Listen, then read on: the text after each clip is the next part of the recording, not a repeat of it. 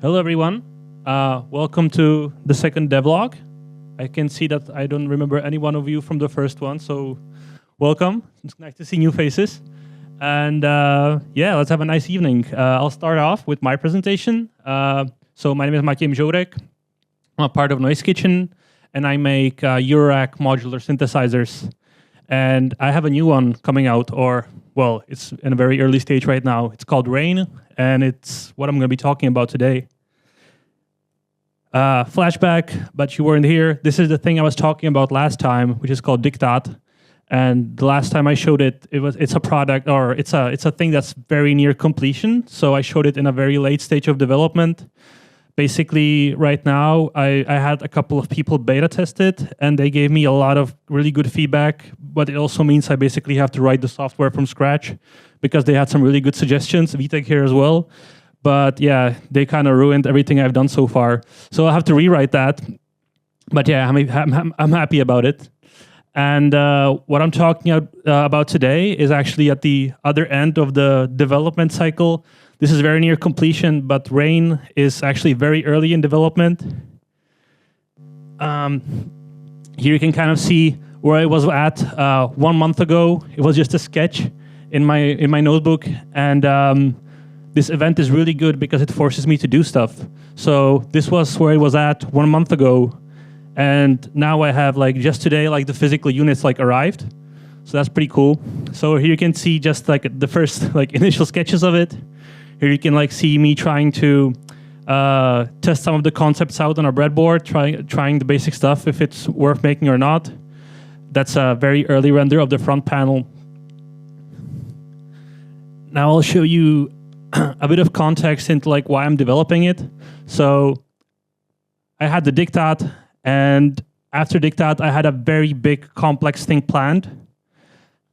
And as I was developing it was taking very long, and I kind of got fatigued. And I kind of decided that before I take on a very big, complex project, I'll probably want to do a bit of palette cleansing and do something much simpler, something I can do much faster. But also I realized that at the new thing that I want to work on, there's a lot of stuff that I've never done before. So I kind of put this project together to learn a lot of stuff, which I'll reuse there. But I won't get if I started with that one, I would probably never finish it, or I would get stuck at so many stages. So I decided, let's take those things and just try them out on something else. And that something else is Rain. Here's kind of the concept of the module described. So the idea is you'll have rain falling down these 4 columns, and we'll get triggers coming out from these jacks over here. Here you can kind of see it that's the column, just me testing that on a breadboard. The idea is we'll have 4 of these columns where rain happens. They will mostly be random signals coming out of them, or random triggers, because it's supposed to be kind of like the rain.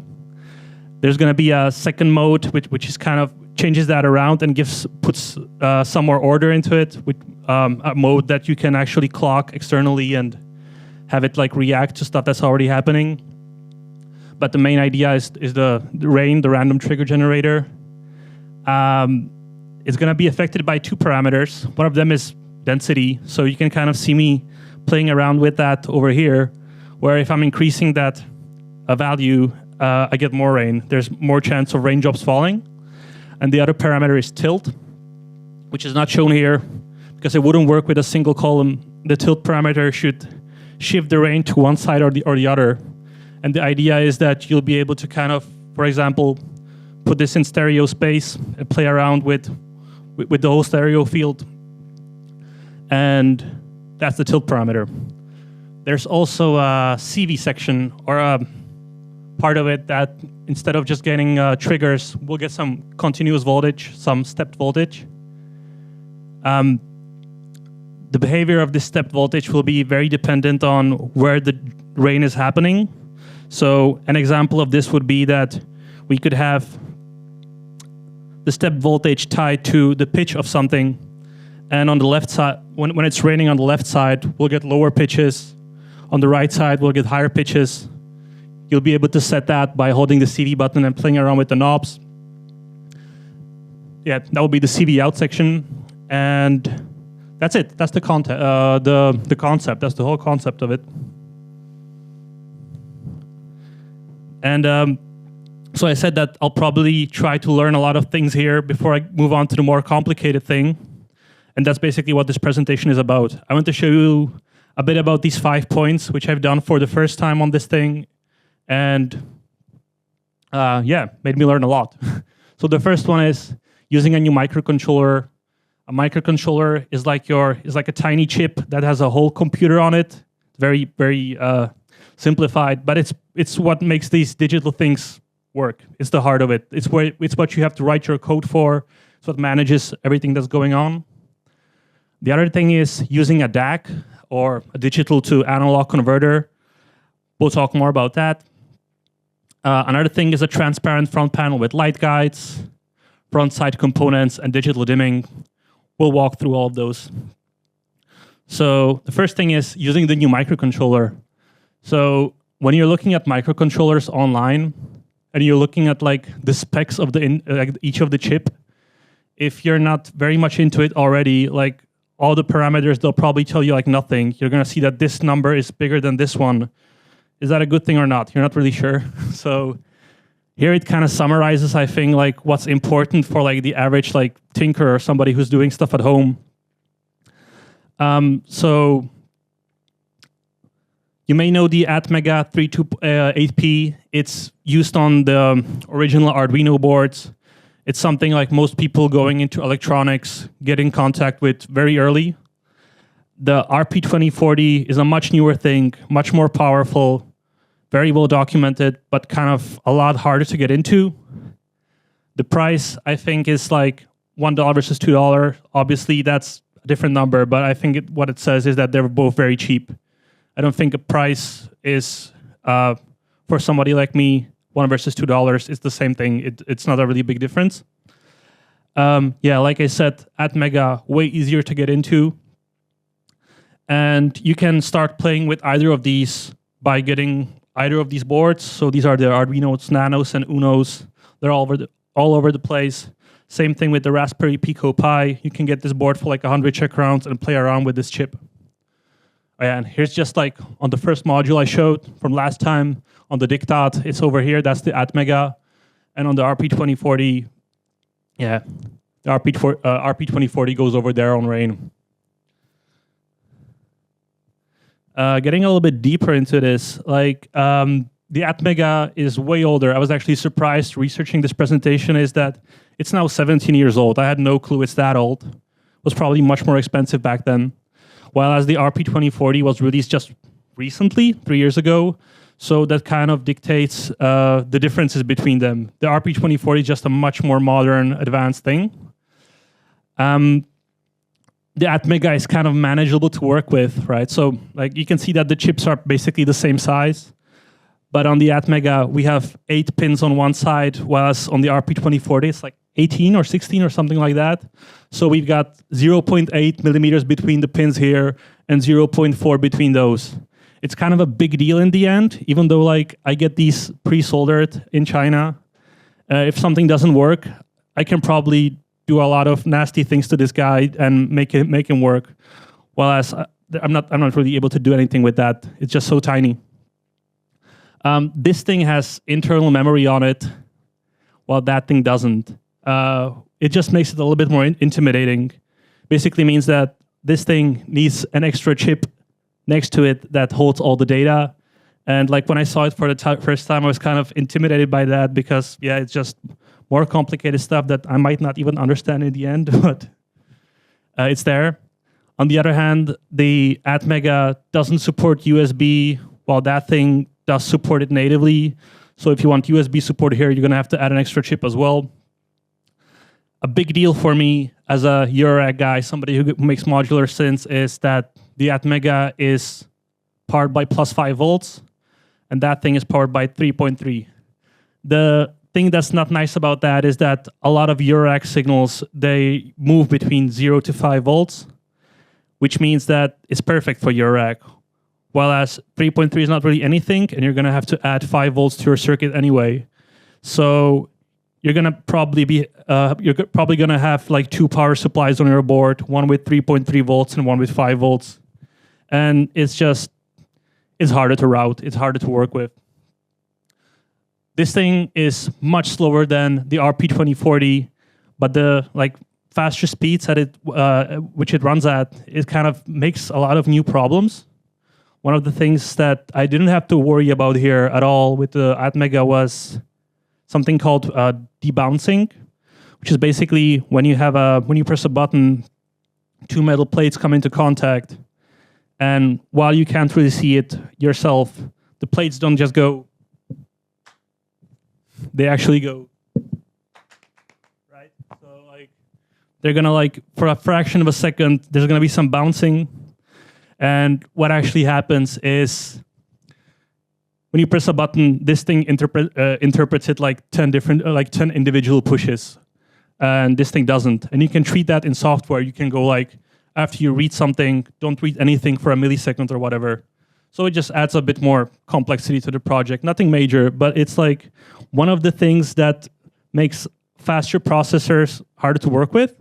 Because all these things that are happening at a time scale we are not really able to see, they're gonna start becoming a problem because there's events happening in very short times that usually you don't have to care about, but with things this fast, it starts being a problem.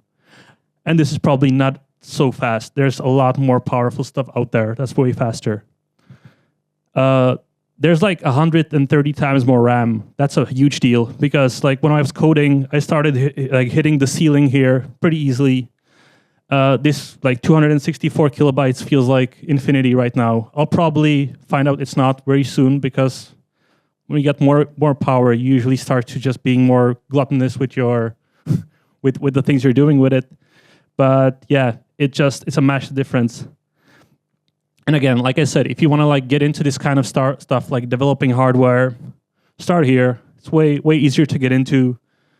Move there once you've done your first project and you're comfortable with going into this stuff, because it's a bit more laborious to get into this, whereas this is just so well described online and very easy to get going with. Oh, and some exciting news that's just very recent, bit of an ad, but I don't work for them. The company that made the RP2040 just a couple of months ago announced a new one, a sequel.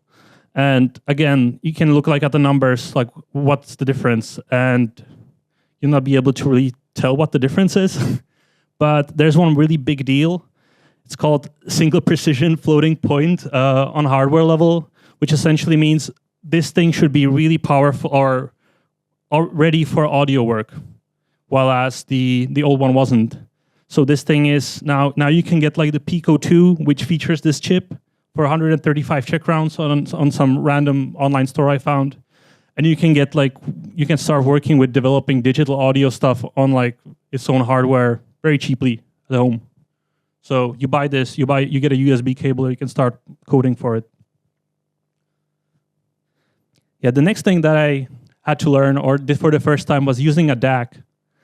A DAC is a digital to analog converter. What it basically means is that it's some kind of a component that takes in ones and zeros, but it can output something between those values. It can output a continuous voltage, not just a low or a high. And yeah, I've been doing that for the first time, and I didn't really know where to start.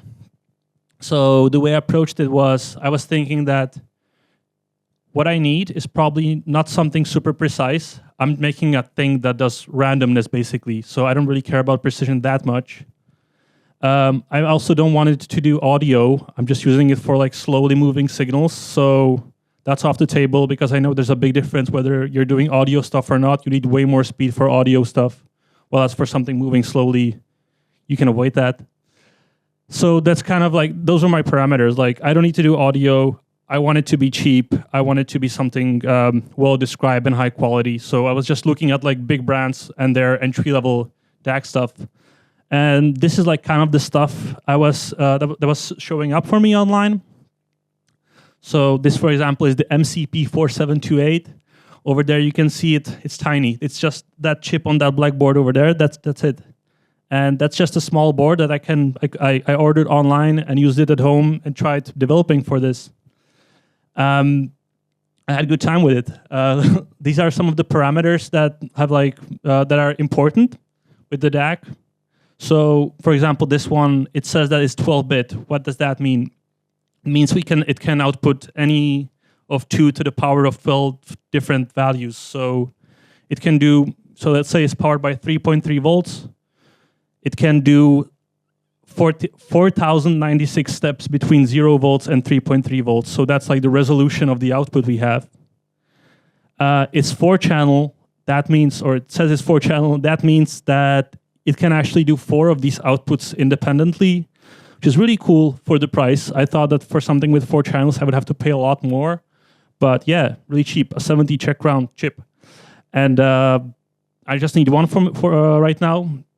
So 4 is good enough for me. But then most of these things also said these 3 letters. They said I2C, or it should be read I2C. And I had no clue what that is. But like all of these DACs had that next to their name. So I decided that I'll probably have to learn about it. So I opened the wiki, and it was just like very technical and kind of hard to get into, and I didn't understand that much, or it looked like there's way more information than what I need. And then I started getting like really weird YouTube recommendations, like bit banging it old school and I2C bit banged, and yeah. So after I went through this rabbit hole, I finally understood what it's really about. So all it really is it's the rule set that makes this possible. It's what allows various electronic devices to communicate between each other. Yeah, and like I said, most of the devices I found showed that they support I2C, so I thought I should learn it. And here it's shown like very simply how it works. So here's like what you need on the hardware side. You just need your microcontroller, your computer, and just 2 wires coming out of it. And onto these 2 wires, you can hook up devices that support I2C. And what's really cool about it is you can basically hook up as many as you want. There is a limit. There is definitely a limit, but you'll probably not reach it. So you can just use 2 pins on this and keep adding stuff to it, which was, as somebody who didn't know it before, even though it's a very odd concept, it was kind of mind-blowing to me that this works. Here it's kind of explained like what actually happens. So there's like 3 steps to it. Like each of the devices has some kind of an address, and they know their addresses. And then the master device, it like shouts an address down these 2 lines. And the device that has that address acknowledges it, and it's like, hey, yeah, that's me. And what it does is it sends back a 1 down that line. So the microcontroller shouts in an address and gets a 1 back. That tells it that something knows that it's being called. And then this thing knows that something is listening. And it sends down the rest of the instructions down the line. And only the device that knows it should be listening performs that instruction. And I think that's pretty genius. It's like from the 80s, so it's nothing new, but it's really cool that it works. I have to say that I was getting it to work for like 4 days before it started working, 3 or 4 days. It's not really interesting why it didn't work. It was all software side. It was like my computer didn't have the libraries in the correct format to be able to tell this chip to do this kind of stuff. Not really interesting. But finally, when I got it working, and I was like always looking at my oscilloscope, and I finally got that like device, like send that 1 back, saying like, I'm here. That was a really good moment.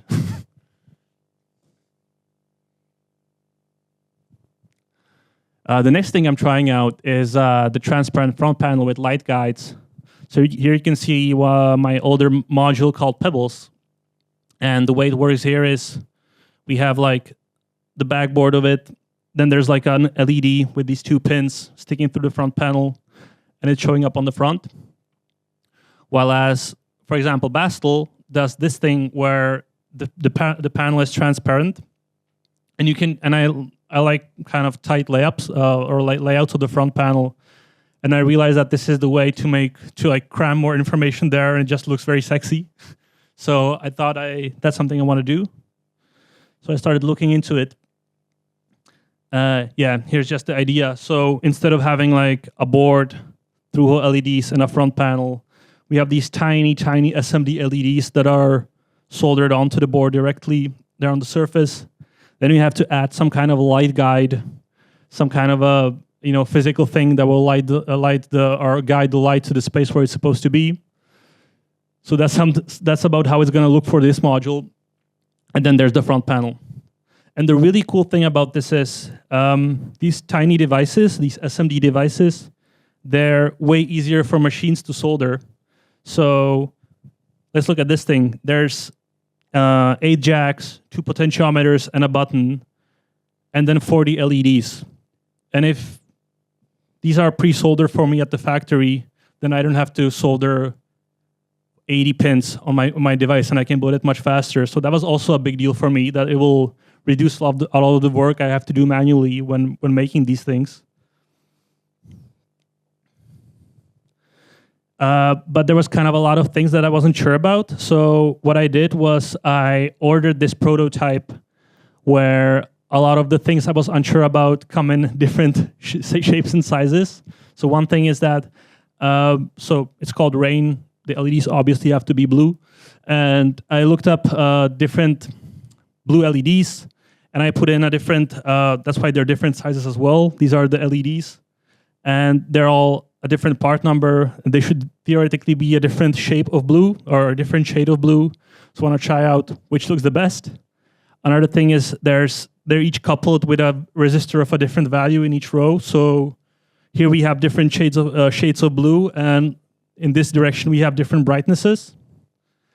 And also, like the see-through windows on the panel, maybe that's bothering you for this whole presentation, that they're different sizes.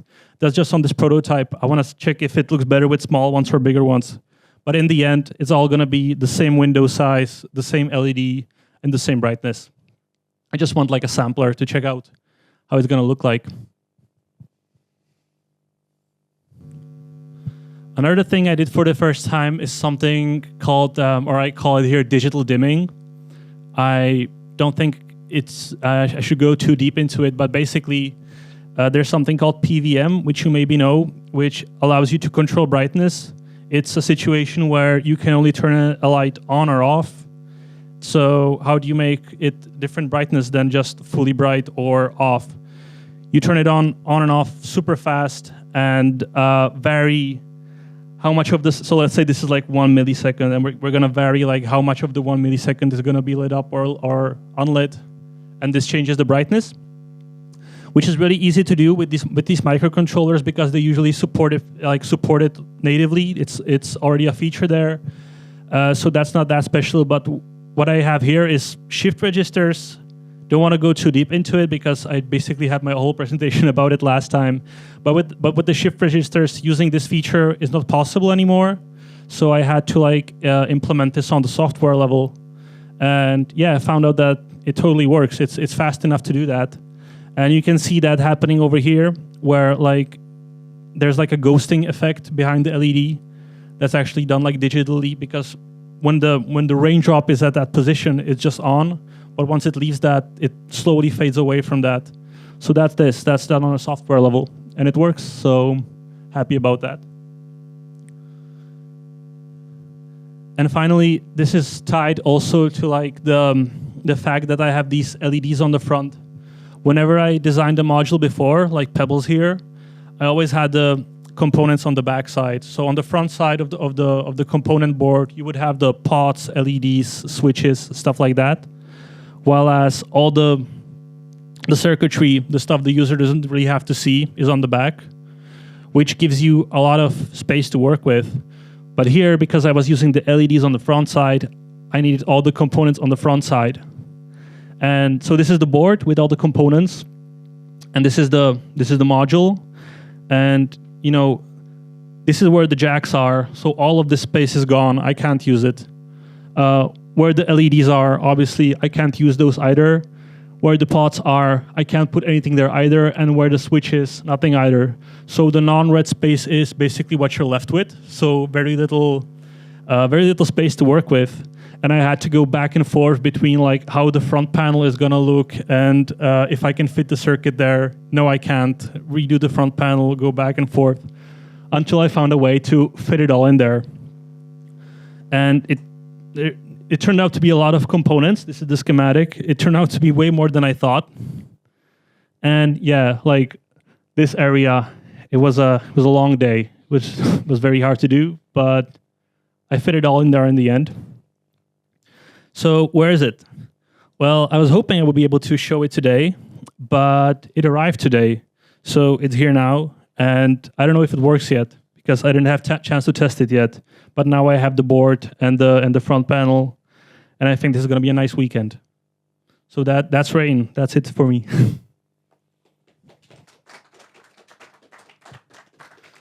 So if you have any questions, I think I'll put it back here.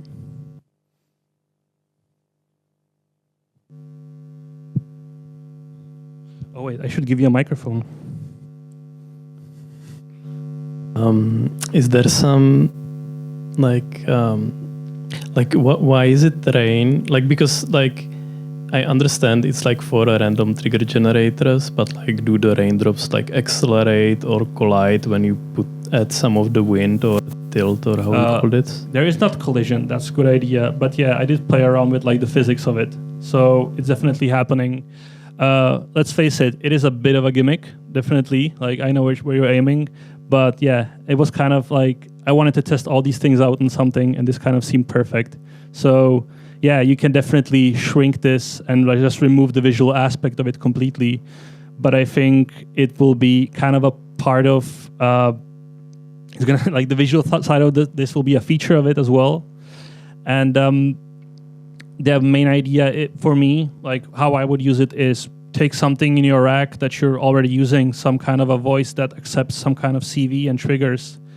And I think this will just make it like, this is a new way to play it, basically. I think you'll be able to like go into completely different spaces than you were with traditional sequencing techniques. This will be a bit different, a bit more experimental. And I want to do like snare showers. That's my thing. Yeah.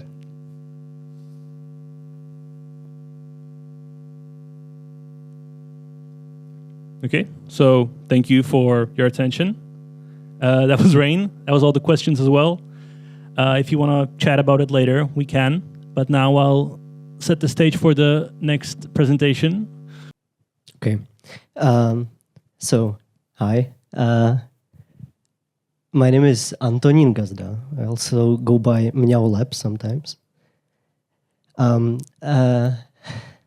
I wanted to preface this by saying I was just finishing the presentation. So this is going to be just me kind of rambling about PCBs and why it's fun. And then I'm going to show you like some of the outputs from this. I was experimenting with PCBs at Noise Kitchen and also on my own. So I'm going to show a little bit about both of these. So what is a PCB? It's a printed circuit board. And it can look like this. For example, this is a PCB from a synthesizer. Or it's that thing that's in your phone or your laptop. And it's kind of like a really important thing, right? So why is it important? It's used everywhere. And that also gives us some opportunities for experimenting. But to start, this is a simple illustration of a stack up of a two-layer PCB. So you have some sort of an insulator, copper layers, which are conductors, they're routing signals. And then you have a solder mask, which is protecting the copper.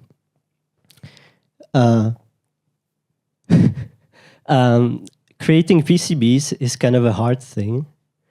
And you can do it at home, but it's not going to be that precise or that much fun. It's a lot of chemicals. I tried it and don't do it. So usually when you want to have PCBs made, you go to some sort of a fab and get them made. So they have like these huge machines, really expensive, a lot of chemicals, and they make the PCB for you. So we can use it as a canvas, and because it's such a popular thing to have made, right? All of these PCBs for your phones, for all of your electronics, it's cheap and it's kind of precise. So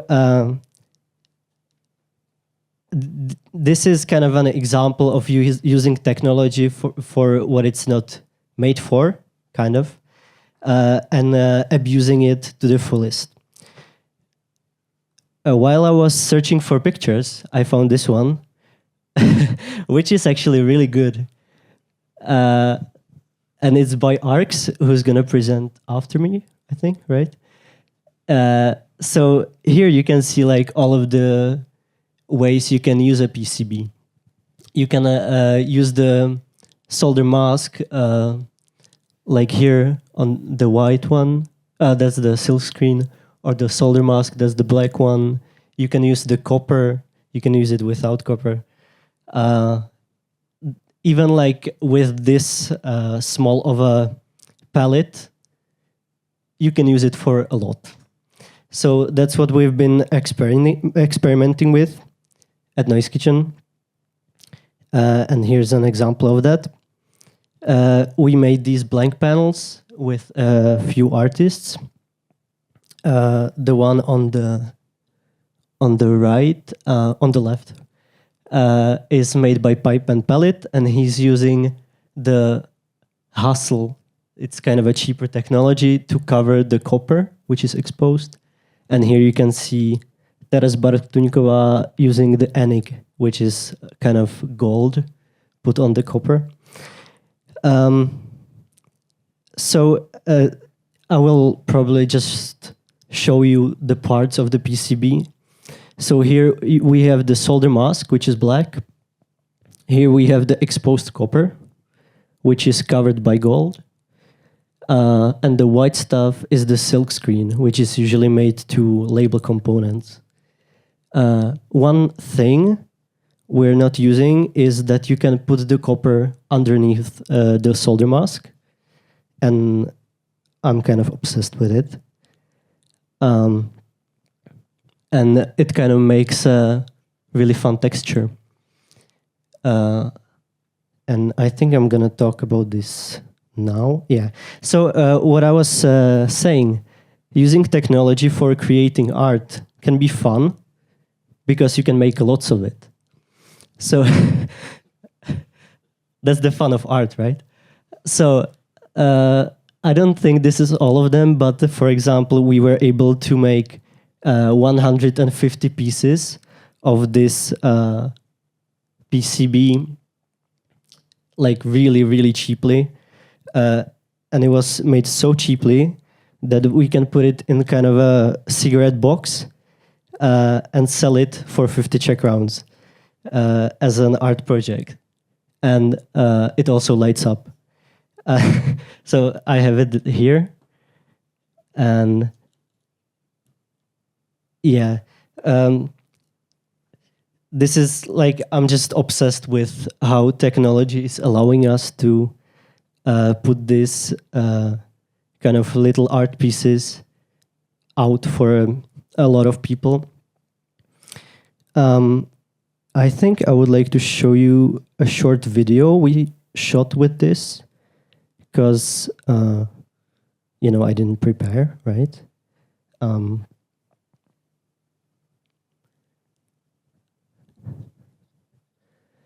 So this is kind of an introduction about the project because I didn't prepare how to talk about it.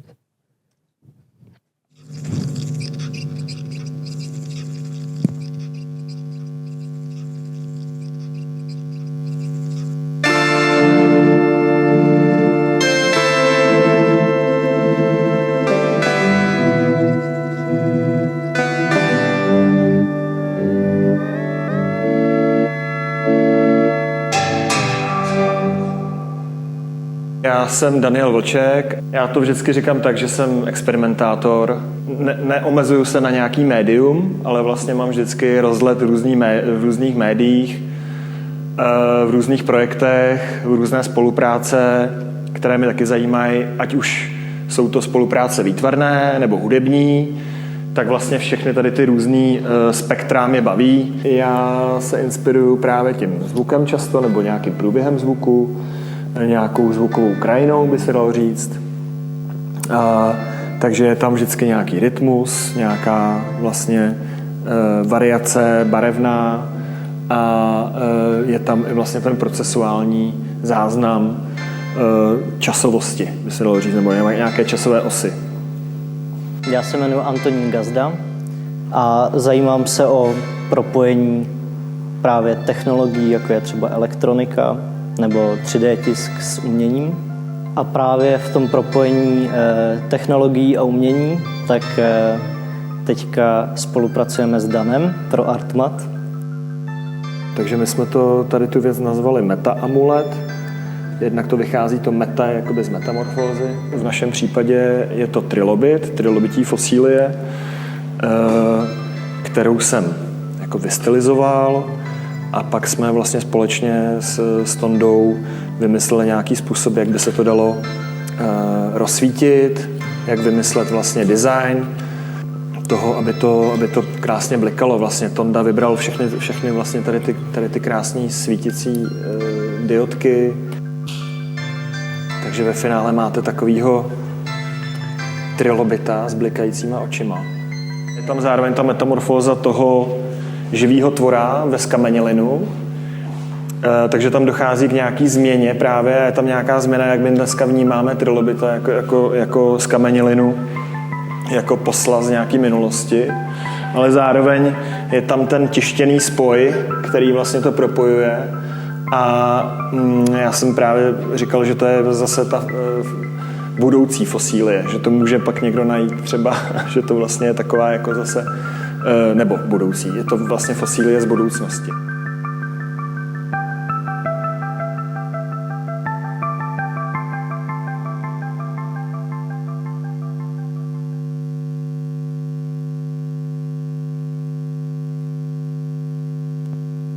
So yeah, that was my way of talking about this project, I guess. I think I was also sick that day and also didn't want to talk about it.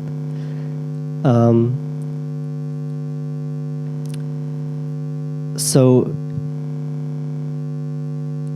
another thing I wanted to show you as well is these blank panels, which we did with Pipe and Pellet, Teres Bartuňková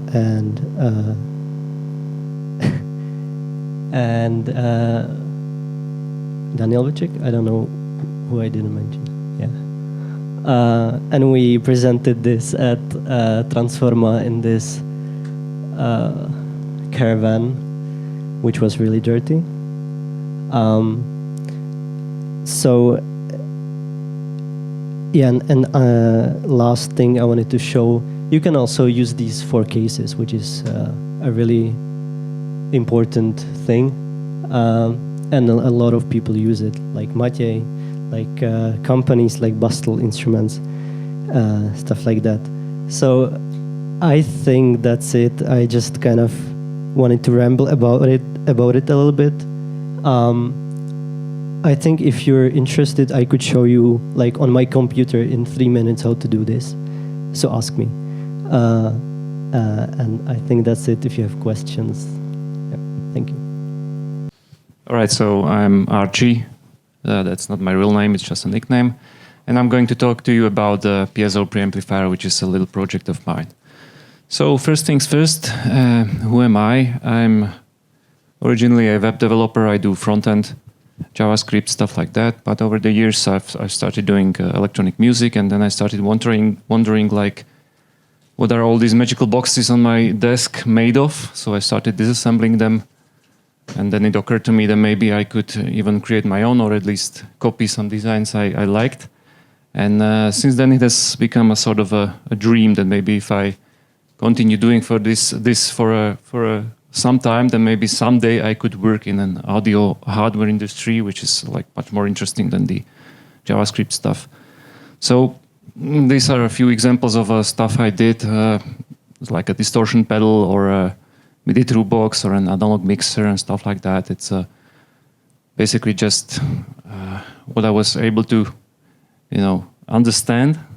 And when I started doing this, I was doing it on a strip board or a Vero board, which looks like this. It's basically just a pre-made board which has holes in it, and you can like solder through-hole components onto it. It's very, very, very good for quick prototyping, and it's pretty stable, but also it can get quite messy. So if you have something smaller, like a smaller sub-oscillator or something like that, it's quite okay. But already in this MIDI through box, you can see the wiring can get quite messy.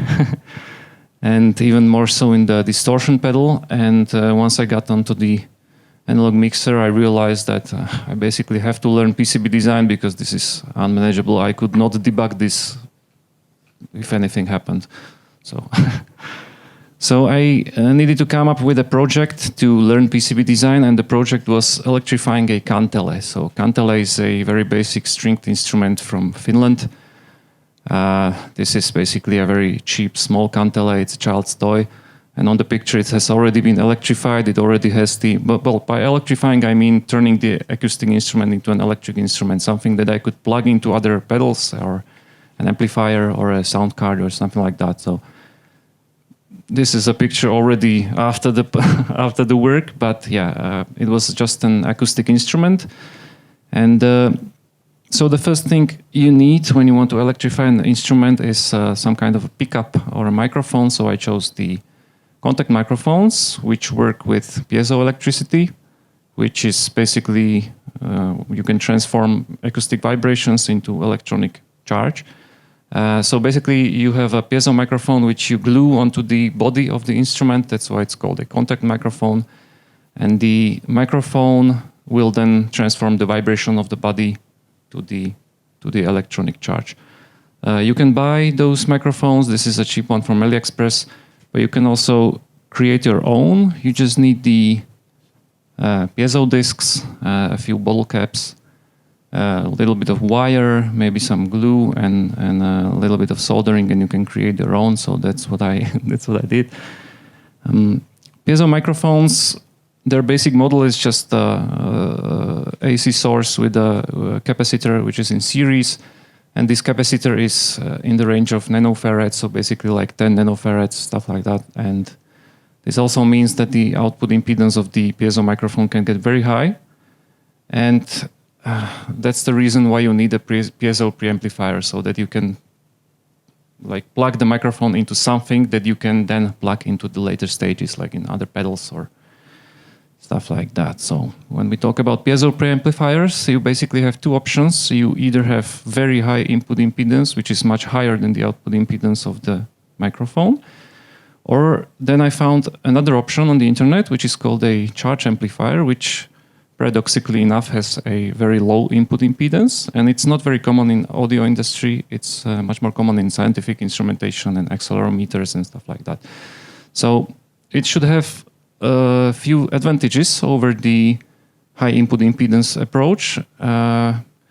Namely, you need some kind of a cable between the microphone and the preamplifier, and this cable has a certain capacitance. And this capacitance can basically affect the frequency response of the microphone or the gain maybe. But with this approach, with charge amplifier, it should have no effect. Also, the triboelectric effect should be reduced, which is the noise of the cable when it is moved. And also supposedly a 50-60 mains hum pickup should be reduced. So I decided to try the charge amplifier, which looks like this. On the left you have the piezo microphone with some cable capacitance, and on the right there's the charge amplifier, which is, well, I'm not going to explain it in great detail, but nor am I going to like pretend I understand it completely. But it's basically just an inverting op-amp in an integrator configuration. So basically, this component, this feedback capacitor. It's the most important component of the circuit. And it sets, together with the piezo capacitance, it sets the gain of the circuit. So the ratio of the piezo capacitance and the feedback capacitor sets the gain of the amplifier. And that means that when you want to change the gain of charge amplifier, you will need to change the capacitance in the feedback loop. So that's the theory. So for the first version of the preamp, I chose this basic block diagram. The microphone goes into the charge amplifier. Then I decided to add some tone control, so just treble and bass knobs. For this, I had chosen Baxandel, which is pretty omnipresent, and a simple volume knob, and an audio jack from which you can go to the next stages, like a pedal or a guitar amplifier or something like that. So Baxandel tone control is pretty basic stuff, like pretty normal stuff. It just allows me to change the bass response or the treble response in the range of like plus minus 10, 12 decibels, so nothing drastic. All right, so in order to prepare, I decided that the piezo preamplifier should be powered by 9-volt battery, because that's still pretty common in the guitar pedal world. And for this 9-volt battery, I wanted to add some kind of an LED battery indicator, something that would basically tell me if the battery is going to die out, because it is a nightmare to find out in the middle of your concert that your preamplifier has died and you need to change the battery. So I added an LED that would tell me if the voltage of the battery has gone below a certain level. And then I also needed to add open biasing, because I have only a single-sided supply, only plus 9 volts, so I need to bias the op-amps. So I drew the schematic in the KiCad and simulated it in LTSpice, blah, blah, blah. And then I moved on to the breadboard. So I'm pretty sure many of you know this view, like a complete mess. You just do something on your breadboard, and then there's like everything around, like even a wood glue or whatnot. Miraculously enough, it worked. So I moved on to the next stage, for which I turned back to my old friend, the strip board. So this is how I butchered the Cantele. As you can see on the left side, there's the circuits of the project, and also the battery, also the do-it-yourself piezo microphone from the bottle cap. On the right side, you see the top side of the instrument. There's the volume knob, the LED for the battery indicator, the bass and treble potentiometers, which are very uncomfortably close together, very hard to operate, and also the output jack. So, all right, this is the first version. It kind of worked, but it had a few disadvantages. First of all, it's still a strip board, so not what I set out to do. It's not a PCB. It has fixed gain, so there's no way to change the capacitance of the charge amplifier. It's glued and drilled onto the instrument, which is something nobody would want to do with their instruments. So yeah, this instrument was basically ruined, but it was cheap, so don't worry. And yeah, there's no enclosure. So yeah, for the second version of the preamplifier, I had these ideas to finally learn the PCB design. So I chose a 4-layer PCB because it would allow me to make it smaller, the final product. Also chose the SMD technology because for the same reason, and for the reason of it being able to be manufactured by the manufacturer or pre-assembled. I wanted to add an enclosure, also an input jack, so that the microphone could be switched easily, because in the previous version the microphone went directly into the board. Now when I have an input jack and an output jack, I also added some kind of an ESD protection, so a TVS diode or something like that. And yeah, a switch to switch the gain. So basically a switch that would enable me to change the capacitance in the feedback loop of the charge amplifier. Also a high-pass filter, because I realized that sometimes you need to remove the low-end boominess of the instrument. And also a switchable Baxandel center, which I'll explain in a bit. So the frequency characteristic, without the high-pass filter, the preamp should have like a flat response in the audio spectrum. With the high-pass filter, you can like gently roll off the low end, which is a very simple first-order filter, nothing special. And what I mean by the backsandal tone control with switchable center, this is the image we have already seen. This is the backsandal, and I basically wanted to do this. So with the switch, you can just move the center of the tone control knobs, so you can adjust the ranges on which the treble and bass knobs operate. So it would make it like more usable with other instruments.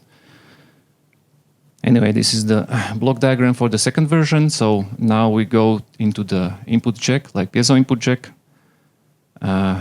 then to the charge amplifier, then to the high pass filter, and then the backsandal and the volume knob as before.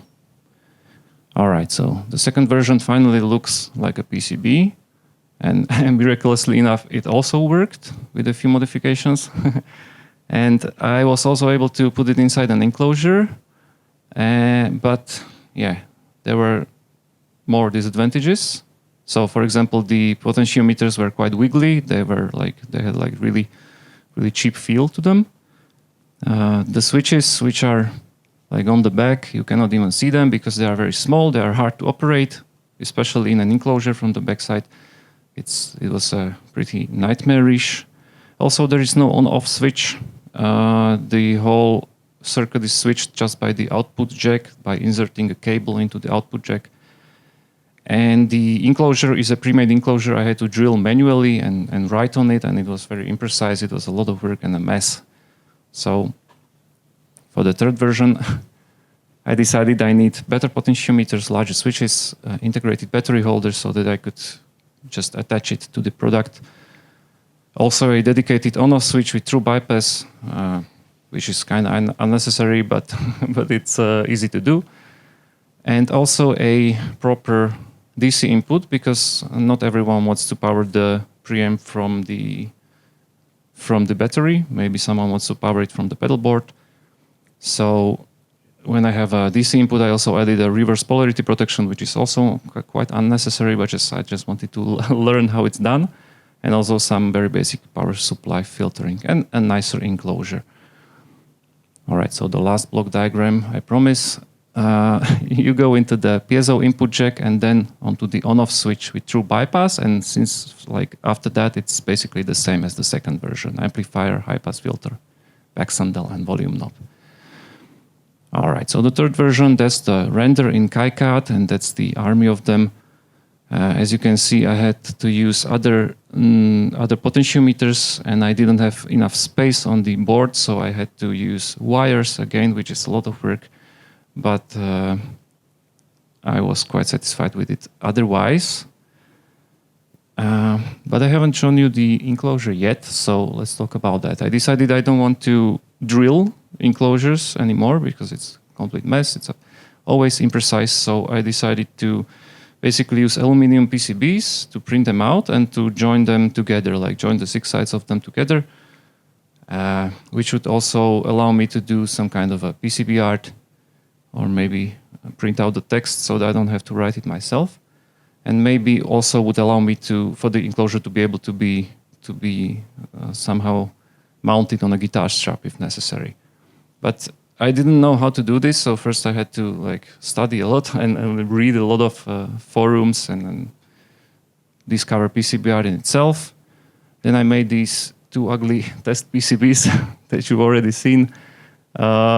This basically allowed me to just, check the manufacturer's capabilities. So I just sent them these 2 boards, or it's just one board, but in 2 colors. And it allowed me to see the quality of the result and also test various techniques of doing PCB art. So you can create your own images on your silk screen layer, on the solder mask, on the copper layer, or on the core directly. You can use various solder fields which are continuous or hatched. You can use various cutouts. I also tried experimenting with the border radiuses of the cutouts to see what is possible to be milled out or what isn't. Various protruding flanges, stuff like that. So this is very ugly, but allowed me to to test the waters, and I played with it so for such a long time that I extracted everything I learned into a blog post on my website. So if you're interested in creating like PCB art or using PCBs for front panels, this is everything I have learned. You can find it on my website, which will be in the at the end of the presentation. All right, so this is the third version of the preamp. As you can see, it's just 6 sides, aluminum PCBs joined together. It is a slightly more professional than the previous enclosure. Also allowed me to pester my girlfriend to draw me some frogs. And well, yeah, basically there also should be an advantage with regards to ESD or to electromagnetic emissions, because it is aluminum, and you can like basically ground the whole enclosure onto the main PCB at a certain point, and maybe it would help. I don't know. Anyway, so this is the final third version, and probably I'm not going to do any more. So the conclusion of the project is that I learned a lot, and I know the preamp works, but the question is how well, because I'm not much of an acoustic player anyway. It was just a project to learn, and I can do some measurements in free software like Visual Analyzer and REW, which will allow you to measure the frequency response to test that the design is correct, and also maybe measure the total harmonic distortion and stuff like that. But are measurements enough in this sort of project? Because the problem is I don't have any other piezo preamplifiers to compare it with, nor do I have any professional piezo microphones. So this is something. Yeah, I'm not sure. Also, it hasn't been battle tested on stage, because I know there's a big difference between something that sits on your desk and something that's on stage, where you have like vibrations, temperatures, humidity, stuff like that. And when I sum down the BOM costs and imagine some kind of a retail price, I realized that it's not economically viable to make it in small batches, but that wasn't the initial goal anyway, so I'm okay with that. Anyway, I made a few of these, so if you fulfill all 4 of these requirements, if you own an acoustic instrument, if you have a piezo microphone at home, if you have a different piezo preamp to compare it with, and if you are willing to test and share the test results with me, then I can give you a whoop. Probably died. It died? Yeah. Or maybe. Sorry. Then yeah, so if you fulfill all these 4 of these requirements, I will give you a preamplifier and you can try it out. So anyway, this is my website, and thank you for listening. And if you have any questions, I can pretend I know the answers.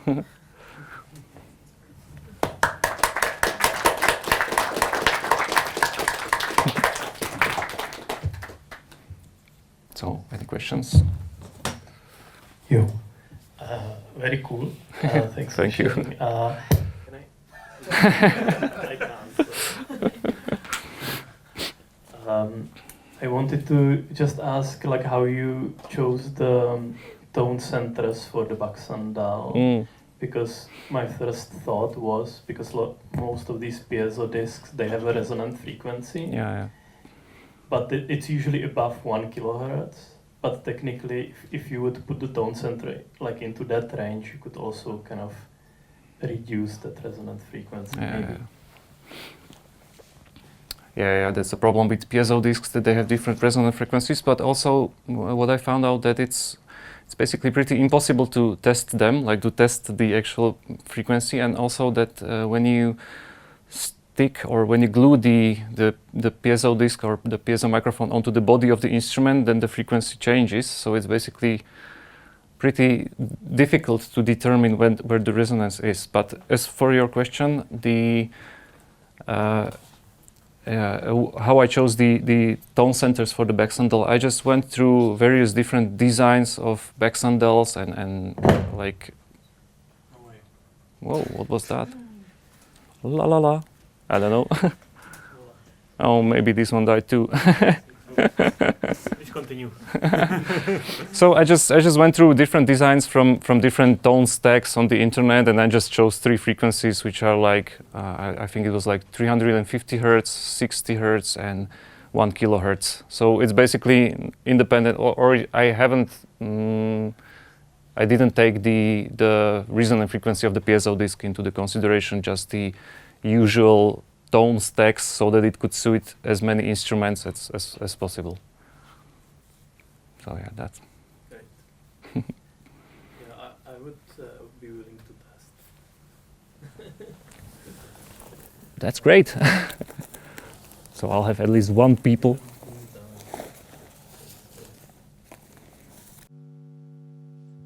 All right, welcome back. Next up is Václav, the Bastl man, Toyota Vangelis. We'll be talking about his very DIY setup, which I'm very excited to see. So take it away, Václav.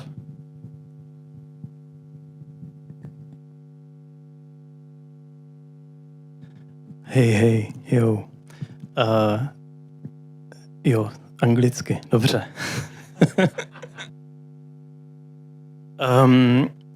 Yeah, I do a lot of different like nerdy things also like at work, because I one of the design team at Bastl Instruments, but I thought it would be better in this occasion to just show the stuff that I do when I like don't work. So like this is the kind of stuff that I do when I'm on a holiday and on the weekends. And thanks for this opportunity, because this weekend I did actually do some work on this, because I thought like, hey, it would be fun to show some progress. But still, it's work in progress. It always is. I only have weekends and holidays for this.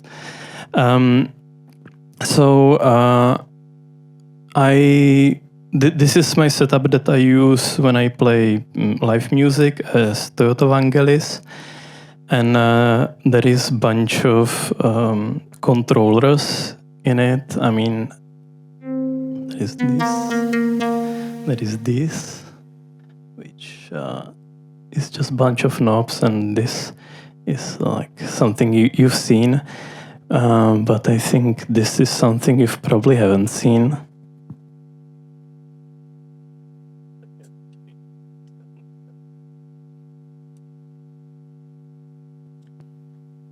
Yeah, dobrý. Basically there was like a time when I discovered I like singing, but I've never been a trained singer, but I like to use my voice for singing purposes. And there was a time when I hacked one Roland box, so it would have a MIDI input, and then basically I could play it with a keyboard, and this is how it would sound like. So I would use one hand to play on a keyboard. Hey, and my voice is doing still the same tone.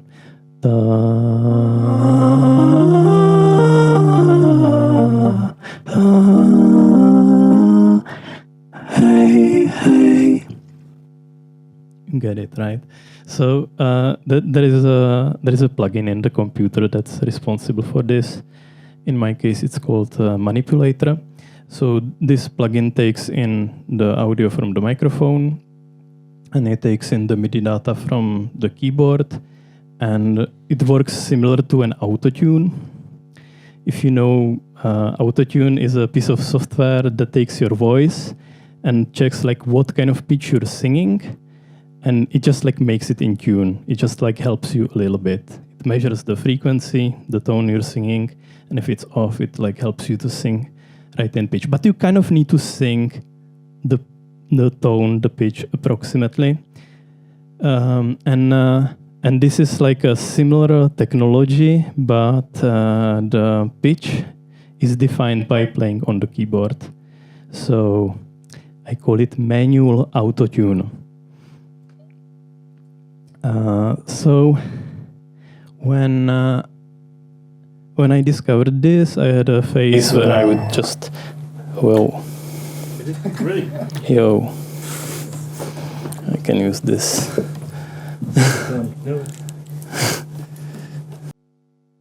Takže wireless gear not being reliable is going to be main theme of this presentation once I settle the basics.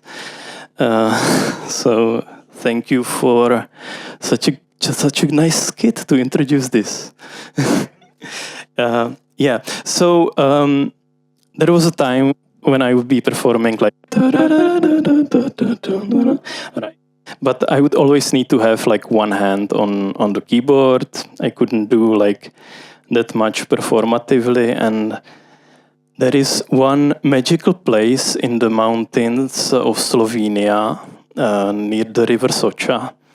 Actually, right at the river, there is a place where I go every summer, and this community is called PIF Camp, PIF Camp, and it's a Slovenian organized hacker camp, but it's very international.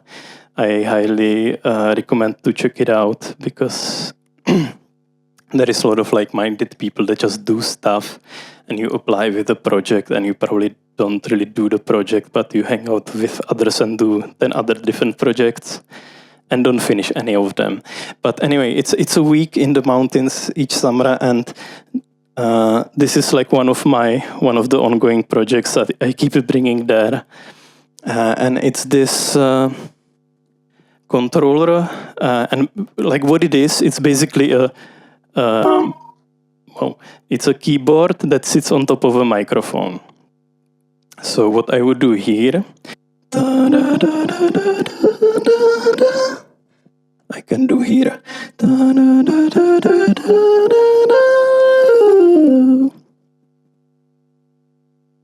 So this one is really simple. It just has buttons. Let me show you.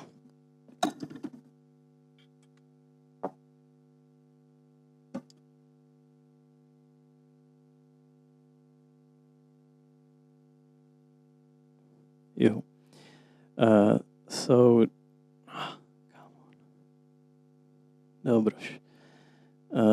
so this one has, it's, I don't know, maybe it's like 5-ish year old now. It's been like improving and gaining new functions eventually. So there is a bunch of buttons, and it works like this, that it should be like C, D, E, F, G, A, B, C, like a scale. It's like 1 octave. There is a mode which would be a little bit complicated right now because I don't have more hands than to go to. Anyway, there is a mode where it's chromatic. So it would be like C, C sharp when I be pressing those two buttons, D, D sharp, E. So you can also play chromatically. Practically, it's easier to do a filtering in the DAW, like when I play music. So for each song, it switches a scale, and I don't need to think about it that much. It's easier to play. So it's like playing a flute or maybe a trumpet, but with the microphone and singing. So this is the first. So there is 1 octave, obviously. That's a first limitation, because so this construction, it's let's show it like this. This construction, so the microphone is suspended in this cage, and it needs to be suspended because the buttons click. Right? So that's something I can't really work around with, and this is kind of the minimal footprint of how big it can be, which makes it pretty much unusable for people with small hands. And I tend to be on the bigger hand scale. It's not a flex, it's just... So, yeah, so my hand is relatively big. So this is for the 4 fingers, and here there is some more controls for my thumb. And typically, like, this is the important button that most people can't reach, and this one shifts the whole scale down half an octave. So in that way, I have a 1.5 octave. So it would go like this. Da, da, da, da, da, da, da, da. Da, da, da, da, da, da. You get it, right? So I would sing a song like this. 10 hodin, 12 hodin, spím, je to málo, v ruce krystal, pak najdu sever, hvězdy na max, je tu celkem chladno, vítr šustí tím správným směrem, tenhle s neobejdem, bacha, je tu bláto, peřinou škubnu, oči na mezeru, o hodinu víc a v hlavě prázdno. Přece víš, jak já jsem to dřív mýval rád. And so on. So this is one of my songs. I could have moved the camera right. Look, it's a lot of things to handle, so... Tell me if I'm doing something wrong. Yo, yo, yo. Mňau, mňau, mňau, mňau, mňau. So, and there is a little wheel that moves like this.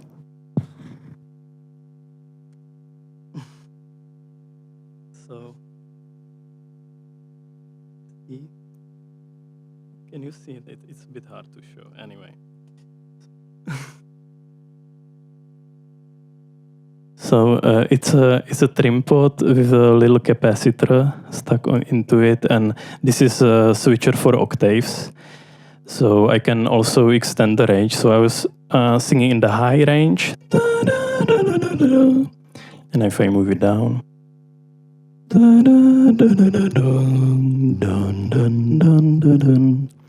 so it's an octave switch. So I have 2.5 octaves.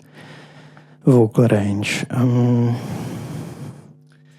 So that there is this button for talking in between songs, maybe, or if I wanna shout something. Don't sound like this. I wouldn't want to sound like this. Then I would use this to sound like normal, like a normal person. Yeah, there is. Where is it? Here. So this is hard. So this thing is an accelerometer, and so it can basically detect also this. I don't think it's connected right now. This. Yeah. So yeah, I don't use it a lot. It's a gimmick. So that I'm sure I can do something more interesting with it. Anyway, and there is a light. You noticed, right? So this whole thing is connected like this.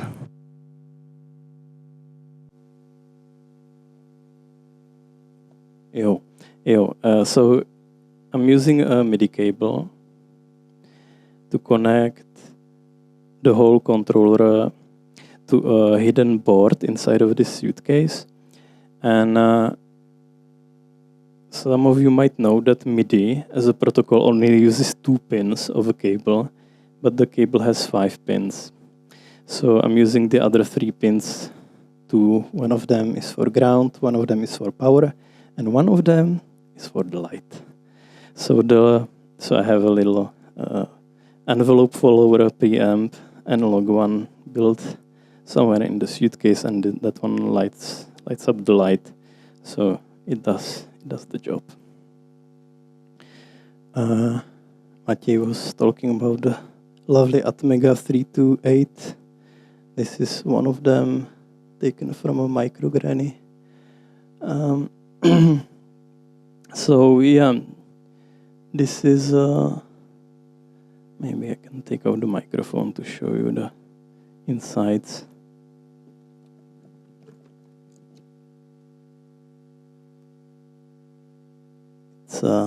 So yeah, it's built on a proto board. I never took the time to create a PCB. That's what I do for a living. So I'm not gonna do it on my holidays. So basically, the whole chip is wired directly to the buttons, and yeah, you see the lights and so on. Yeah, I can send it actually. Why not?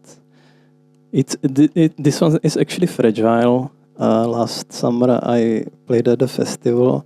And there was so much smoke on the stage that I made one step into a void and stopped myself crushing the microphone on a speaker system. So, I forgot to say that this is the most important piece. This little plastic thing here that makes it rest on my hand like this. So then basically the fingers are free to move. That's like the most important feature of this whole thing. Without this, it wouldn't work. Yeah, I can send it. So, so this summer I decided to make a new version. And I decided to make a wireless version. And I decided to try to make it, or at least prototype it in a way that also maybe people with small hands would be able to play it.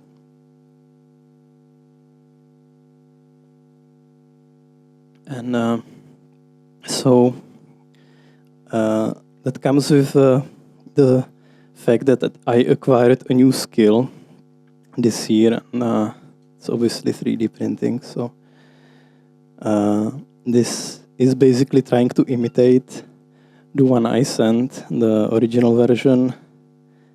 So this was like the first printout where I was trying to figure out how I could make it. So like the first design change I wanted to do is to remove buttons that click. So I would not need to like suspend the microphone in a cage. That should technically lower how. So the problem is this: you have a hand. This is how much you can open it. And then when you put a microphone in the hand, you see how much space is left there. That's where the whole controller needs to fit. Okay? I assume this limitation is why nobody attempted to do it before me. So there is not a lot of space for electronics or whatnot. So this version 1, I don't know, one of these is version 2. Blah, blah, blah. Yeah, so I was just trying to figure out how many touch points I can fit. So this is a version that has like 2 rows. On this one, I had like the same idea, like 2 PCBs that are 90 degrees from each other. And on this one, I tried to like make it 1 PCB. And for the thumb, I would have something that kind of sticks out like this. Right, so that's a progress. And on this prototype, I figured I can try to do 3 rows for these fingers and bunch of touch points for the thumb. And it ended up in this. So this is what I built this summer. Yeah. So this version has it has a bunch of buttons and it has a lot of the silver things. What is it? So the silver things are the touch points. That's screws. So these are the touch points. That's what replaces the buttons. And these buttons, they kind of switch modes. They more or less switch the octave on this prototype anyway. So let me show you what's inside. So now this one is built around the wireless mic. So there is quite a difference between how thick a wireless and normal mic is. So I first actually designed it for a normal mic, and then I was like, why am I doing this when I'm doing it wireless? So I need to design it for a wireless mic. And it turns out there is really not a lot of space, but this is what you can fit in. So this thing is called Adafruit Feather. It's a development board with ESP32 chip on it. So, wow. So, and it has a bunch of other cool things on it. So the ESP32 chip is designed to work with like wireless stuff. So it has a Wi-Fi capability and it has Bluetooth. And it also has USB. And another one of those things that it has is that it has a charging circuit for a battery, which is right here. So this black thing, that's a battery. It attaches directly on the board. There is a connector. Yeah, I can't point. This is the connector for the battery. And you can charge the battery with the USB. Then there is this where the yellow cable goes on the board. They have like their own connector, which is, I believe, to the same thing Matěj was talking about, I2C. And I think this connector is called something like something QT, like, which I think it's really cute. Then basically there is two sensor boards. One of them is for for the touch sensing. So that's a board that can handle 12 touch points. And the other one is accelerometer. And they kind of just connect with these pre-made cables. And yes, they're soldered on the board, but yeah. So I think the bigger one here, this one, just connects to all those screws, aka the touch points. So, so this thing, it works. Look, it lights up when there's some light on it. Or isn't it? Oh, there's too much light. You can't see it. Anyway, it works. Maybe I can connect it so I can show you.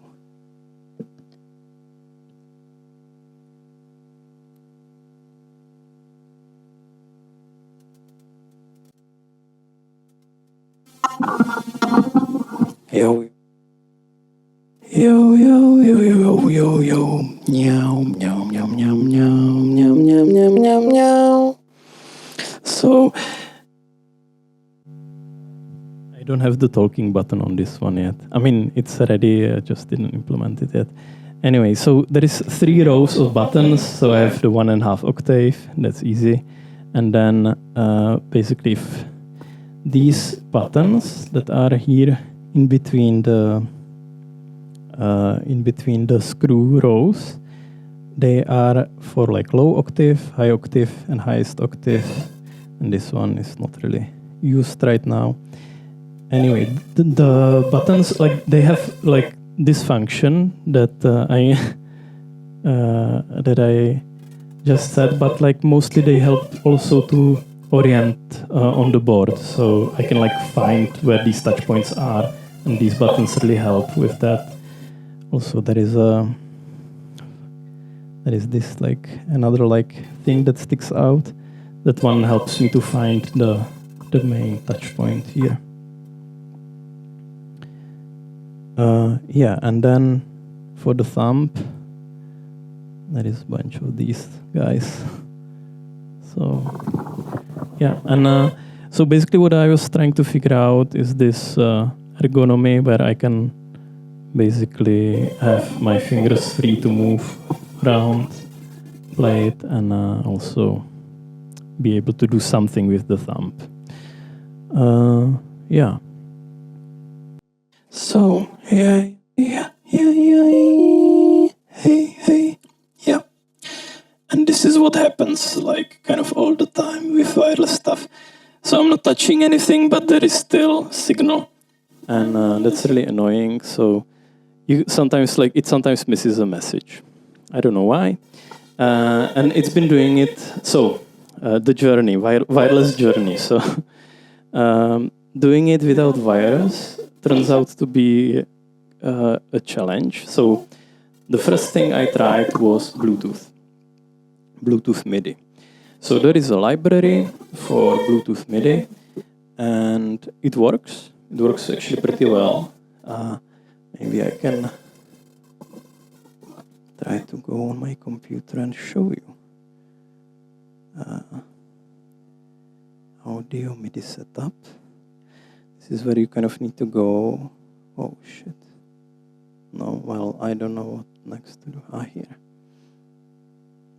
Okay, it doesn't show up anymore. It would show up here and you would need to click, or maybe I need to click this.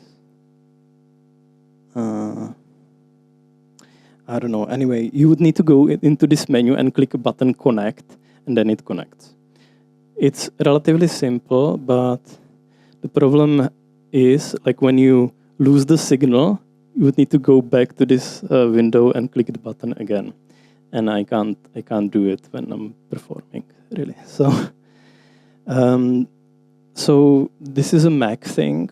Maybe it works differently on another machine. But if you would want the device, hey, stop. It says but. Tak asi hej. Co se stalo tady? Hej, ani jeden nefunguje. Jo, díky. Maybe this one will work.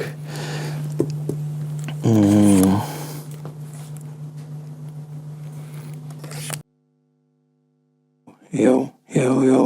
Aha, jo. Tohle... Ne. Tohle funguje, ne. Nevadí. Tak já budu, I'm gonna talk in very annoying voice. That's just one pitch from now on. God. It's hard to focus this way. What was that one? Yeah, so Bluetooth MIDI. You can have it reconnect automatically if you do pairing with a pin on the Bluetooth device. So, and this pairing with a pin, it's close to impossible to do with the libraries, with the open source libraries that are there. And I tried, and it didn't work. I still need to go back and try to prompt it with AI. Maybe it could figure it out, but the MIDI libraries, or basically anything that's like this ecosystem, is super underdocumented. So it's quite hard to work with. Yo, hezky. It's much easier to talk like this. So the Bluetooth. So the second issue is that somebody else could connect to it if it was not secure connection with a pin. And I also don't want that. So secure connection with Bluetooth, I know it's possible, other people have done it, but nobody shared it online. There is no open source project I could find to really do this reliably. Besides that, when it worked, it was still like missing messages. So there would be hanging notes. It would just, I would need to like reset it. And I know I can like brute force it in the code and try to make sure it always turns off the notes. But I didn't do it yet because I'm just trying to see how reliable it is. I actually built also this. I don't see the camera because there is the light. So there is a small jack. Can you see it? Yeah. There is a jack, and that's a wired MIDI output. So with that one, it works really reliably, and wirelessly not so much.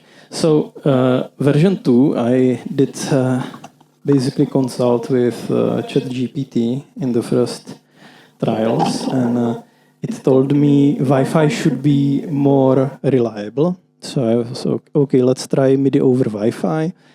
And there is a thing called RTP MIDI, which is basically MIDI over network. And there is a library for that, and it works. But you need to go into another menu on the Mac and then connect somehow, and it works. But then if it disconnects, it sometimes connects back, but sometimes it doesn't. And I couldn't figure out how to do it, and that's a Mac thing again. So I figured out that maybe Macs don't really want to have reliable wireless connections, or at least not in the current state of like open source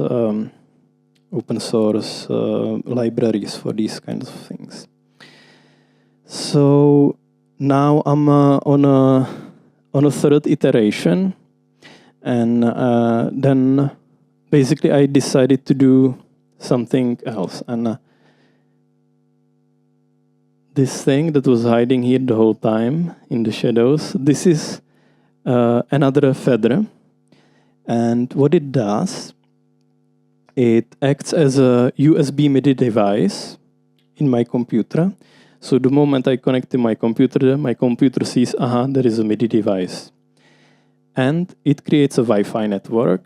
You can probably see it if you go to Wi-Fi settings. It's called Toyota Microphone Evangelion. So that comes from this guy. Let me disconnect this.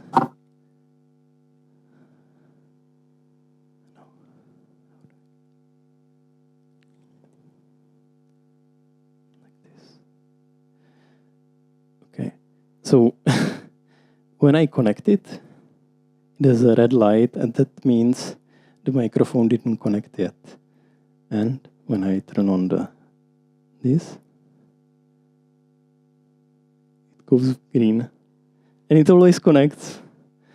And there is a password to the network. I'm not gonna tell you the password, but yeah, it works. It always reconnects. And it's awesome. So in this phase, I didn't really have a lot of time to spend in the codes, and I was like just really lazy this weekend. So basically, I spent this weekend just like prompting the code for these two devices in Copilot, which is also Microsoft, but that one is somehow connected to the internet, so it can actually read the libraries it's suggesting me to use. ChatGPT was always like doing mistakes in how the functions are called and which argument is which. So yeah, and it works. It's extremely dumb though. You need to actually be able to code to be able to get good results from the code it gives you. But it's like it's really dumb. It's like if like I would give a task to my dog and it like maybe does it, but like it basically codes like my dog, and you constantly need to like say, hey, I know how you mean this, but this is not gonna work. So it's possible to code with Copilot. I mean, it does a lot of things correctly that I would be like struggling to do, but you constantly need to prompt it, read the code, figure out what the code does, and then prompt it again. But it was okay. That was my weekend, and I was basically prompting it two codes. One is this bridge that just takes USB MIDI, translates it to Wi-Fi MIDI in both directions. It sounds really simple, but for the Copilot to do it right, it took a while. And this thing, yeah, is the other end. So right now it works, I would say, slightly more reliably than the original Bluetooth version. But still I'm getting hanging notes. And I don't know why yet. So there is a library called, I think, UDP that just sends packets over the Wi-Fi network. There are 3 bytes long as like MIDI packets. And it should simply work, but sometimes it just loses the packets. Yeah. I don't know what to do about it. I'm trying I think I'm gonna try to prompt the Copilot again to try to write me a test how to find lost packets or something like this. But I checked the code. The code should be technically working, but still not super reliable. So there is different ways how I could brute force the whole thing. Like for instance, so this controller, it directly sends MIDI notes. So it interprets all the touch points and then decides what kind of MIDI note it is. And I could totally brute force the whole thing into just constantly streaming the state of all the touch points. And I could just interpret it here and turn it into MIDI messages. That would be one way to brute force it. So basically I would not lose packets. And so when it sends a note on and a note off. And if you lose a note off, there is gonna be a hanging note, and it's not gonna shut up. It's always gonna hang there. I can also brute force it to send all the note offs once I release all the touch points and so on. I didn't do that because I'm still trying to come up with a reliable protocol. So far, not very successfully. So that's me complaining about wireless stuff and AI coding. So it's gonna get better, I think, the AI coding, the wireless stuff. I'm not so sure.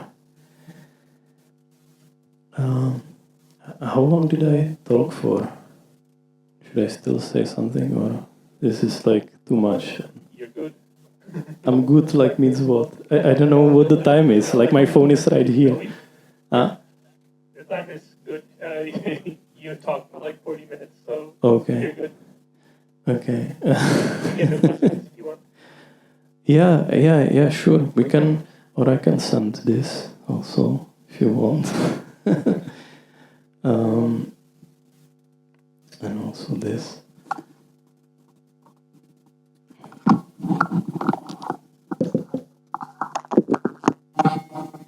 Hey.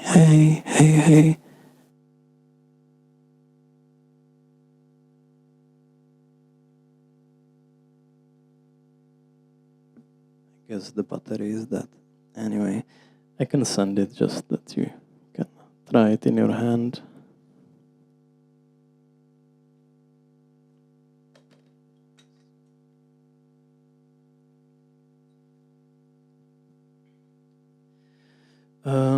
Yeah, I have a bunch of other things on the table, and maybe I can just briefly show you my setup, but...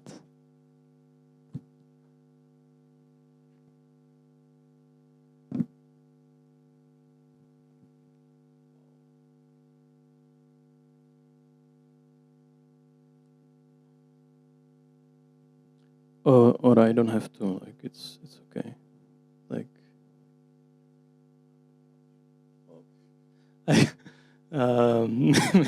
Maybe I should leave it here. Yeah, So thanks for listening to my TED Talk. My name is Václav.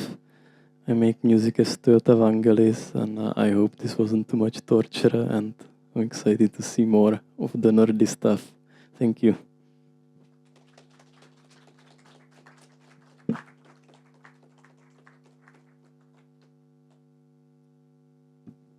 Questions, right?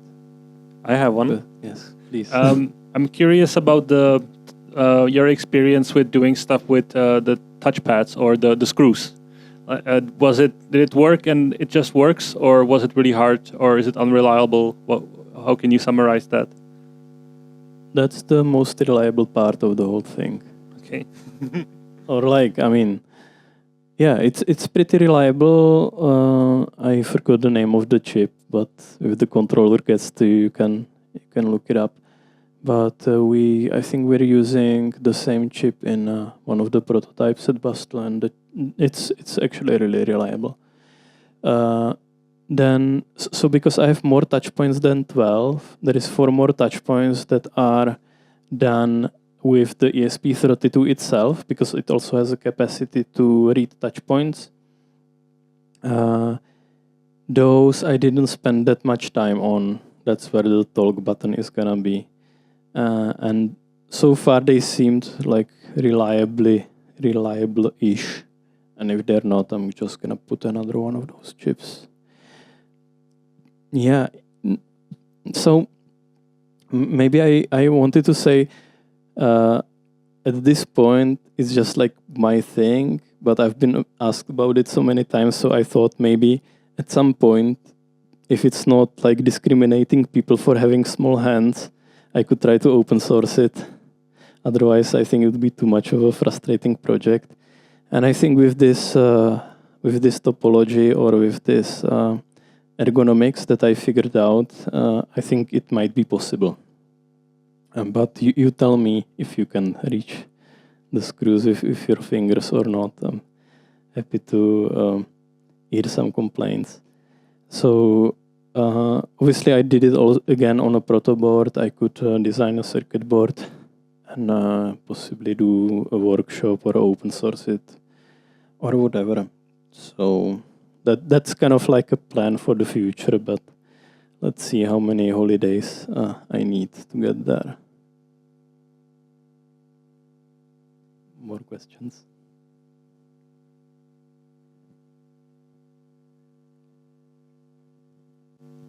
Yes. It's working, all right. I have 2 questions. So one of them, you said that you work with MIDI protocol through the Wi-Fi, and I don't have experience with it, but do you think it's a good idea to try to run MIDI protocol through the wireless Wi-Fi because of the lost packages and things like that? Another question, which relates to the first one, is that you talk about the losting packages, and do you know where the packages were lost? It was, I don't know, because of the wireless connection, or it was that, I don't know, the microcontroller missed the release of the button or things like that? I assume, as with all lost packages, they are with Česká pošta. But no, I didn't investigate yet, and I've never really worked with networked stuff and network protocols. So maybe some of you know more about packets. Like, this is the first time I'm saying I'm using packets, and I look like I know what I'm talking about, but I totally don't. So, and whether it's a good idea or not, I don't know. ChatGPT told me Wi-Fi should be more reliable than Bluetooth. I've been using wireless Bluetooth MIDI controllers for years, and they always been like super reliable, but like not in this incarnation with open source libraries, I guess. But again, I know I can brute force it to be like super stable and not lose any information. But at this point, it's a very streamlined protocol that from the controller itself, it sends note on, note off. And I could like send a lot more information to make sure the computer gets the correct information.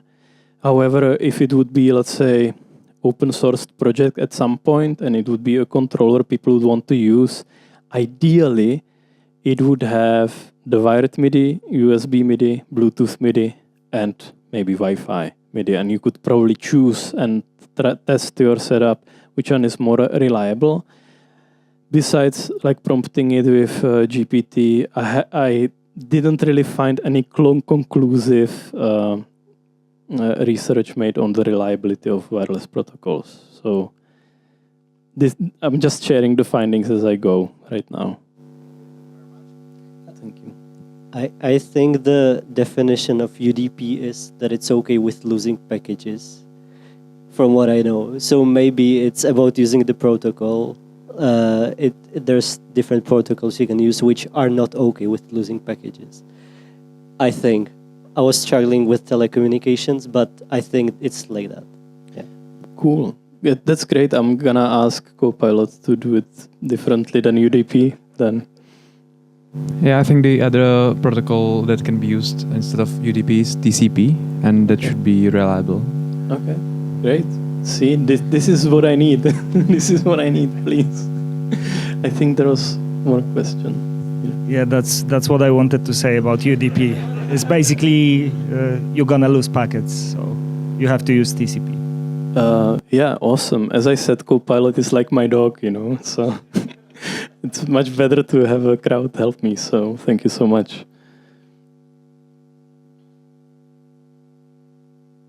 Any more questions? No. Then that's it, I guess. Thank you.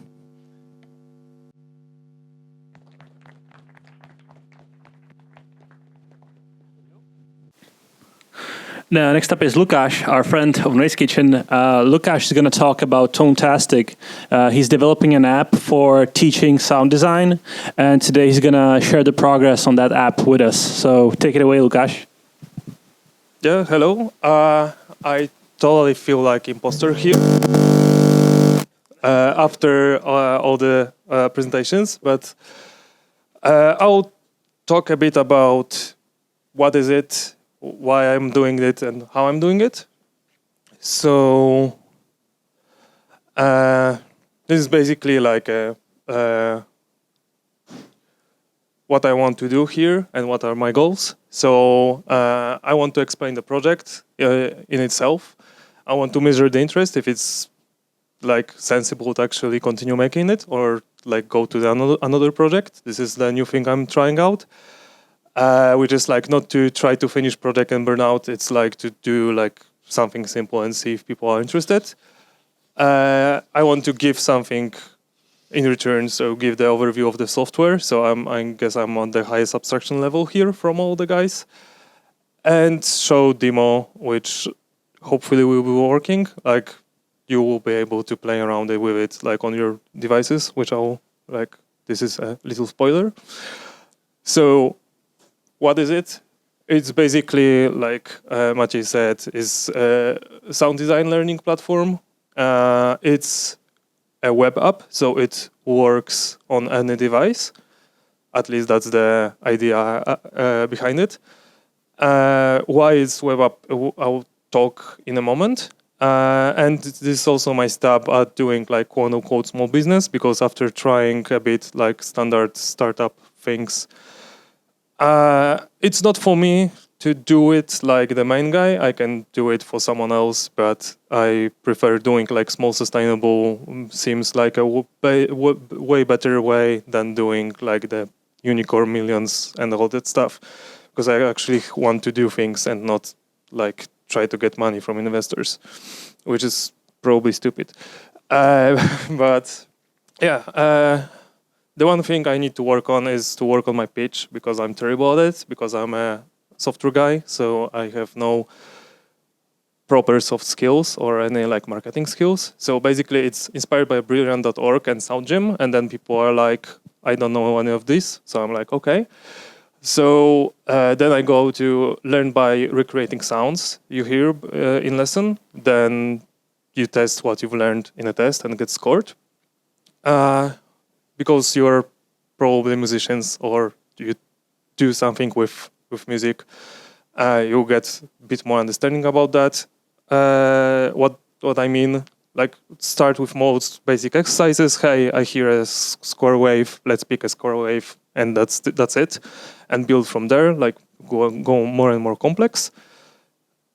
It starts only with subtractive synthesis. I'm only prepared for that for now. We'll add other later, and how I want to do that, I will talk a bit in more technical part about that.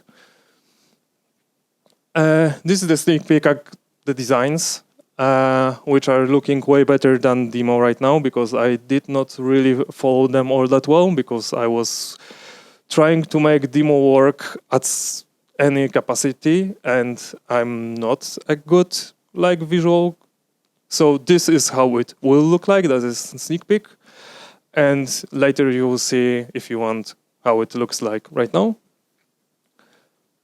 But that should give you a bit of idea of the exercises and how they should work. You've got like the simplest one on your left, which is like just pick the wave type. Then there is the ADSR, the basic stuff still, but like builds upon the knowledge. And then there is like add filter, and then we can go with like LFOs and stuff. So why am I building it? Apart from wanting to learn some things and trying my hands on building something. I'm quote-unquote musician, and the sound design, at least for me, is very painful. I need to go to YouTube videos or some articles or try to mess around, but it's very chaotic and not organized, and I have big problem with that even still now. And I realize the best results are when I'm doing things. So when I just watch a YouTube video and don't do anything about it, I will forget everything. So by making that in your web browser, that should probably be way better way of learning that. And I found no good existing options. Someone told me about Syntorial, which is close enough to be considered a competitor, but not close enough to not do it. Basically, they're not multi-platform. I think they are web only on like desktop. They have app only on iPad, and they have their own like VST that you can plug in. Like they're teaching you a general synthesizer stuff on their own synthesizer that you can use, which is, I mean, it's fine, but it's not something I want from this project. So probably I will lose some quote-unquote market share there, but I still think there is like a lot of potential, especially when I'm like on a tram, I have my headphones on, I could be like doing some exercises like people already using Duolingo, for example, a lot. So someone could jump in for a quick session of sound design because, hey, it's like all in browser, right? So my technical goals is hosting as simple as possible, and I'll explain that later. Do not use any modern JavaScript frameworks because I have strong opinions about them. Easy to move to cloud if need arises. Hopefully that will happen because I will get so much traffic that I will have to do it. And avoid external dependencies. So basically I want to build as much things by myself as possible to learn and to have control over especially core parts. So if something breaks, I know how to fix it. But there are some things I can like quote unquote outsource. So this is me. I'm a backend caveman. I mean developer. So I really hate like the modern front end and stuff. And right now, all this Tonetastic is two services. It's Tonetastic and Karen. I have a think of naming my especially services working for like not publicly available after the Greek mythology. Both are living on the Raspberry Pi that's in my apartment, and it's working, it's available, and it's pretty safe, I hope.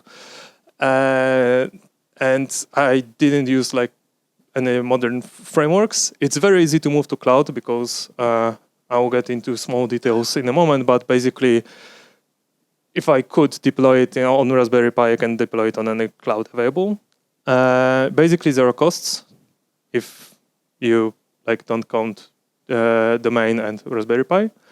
And yeah, as I said, I'm doing as much by myself as it's reasonable, partially because I want to learn some stuff along the way. So why I want to keep hosting as simple as possible. I'm not familiar with managing infra. I've slept on some of the DevOps stuff, and for example, Docker was not a thing I was familiar with all that with. I want to focus on other things, but learn essentials. So I know how to deploy things. I know how to check its health. I know how to restart the thing. I don't want to get like a very deep expertise in that. Like I said, if it's easy to host now, it's easy to move and put somewhere else if needs be. And to be honest, I don't need anything fancy. Even if it's like it's a giant success in like my scope, it's still manageable by probably maybe even still the Raspberry Pi. And it should be working with any tech possible. So I'm thinking about doing a small tutorial about like written on some blog post or somewhere how to do it, because it's fairly simple, but having it written down is quite useful. I would really appreciate that. So this is Caron, my first service I've put on Raspberry Pi, because, and I think I'll mention that I already have some bit of legacy code, which is very funny, because it all started with just software website. And I realized because I want to collect emails, I need to figure this out. So I reached out to a lawyer to get like, hey, if I'm collecting emails, what I need to do. So I got like, I've got the proper terms of service, like, hey, what I'm doing with your emails and stuff. Maybe that's paranoid, maybe not. But by that time, I had like the website that I didn't want to touch because it's front end, and I not really good. Like I made it look okay. So that was like, okay, I don't want to try to fix it because I'll break it. So I wired it up to make.com to basically when you sign up, I will get a notification on my Apple Watch, and also it will do a webhook to Caron, which will send an email saying, hey, thanks for signing up. Please click this link to verify that you actually allow having sent some emails.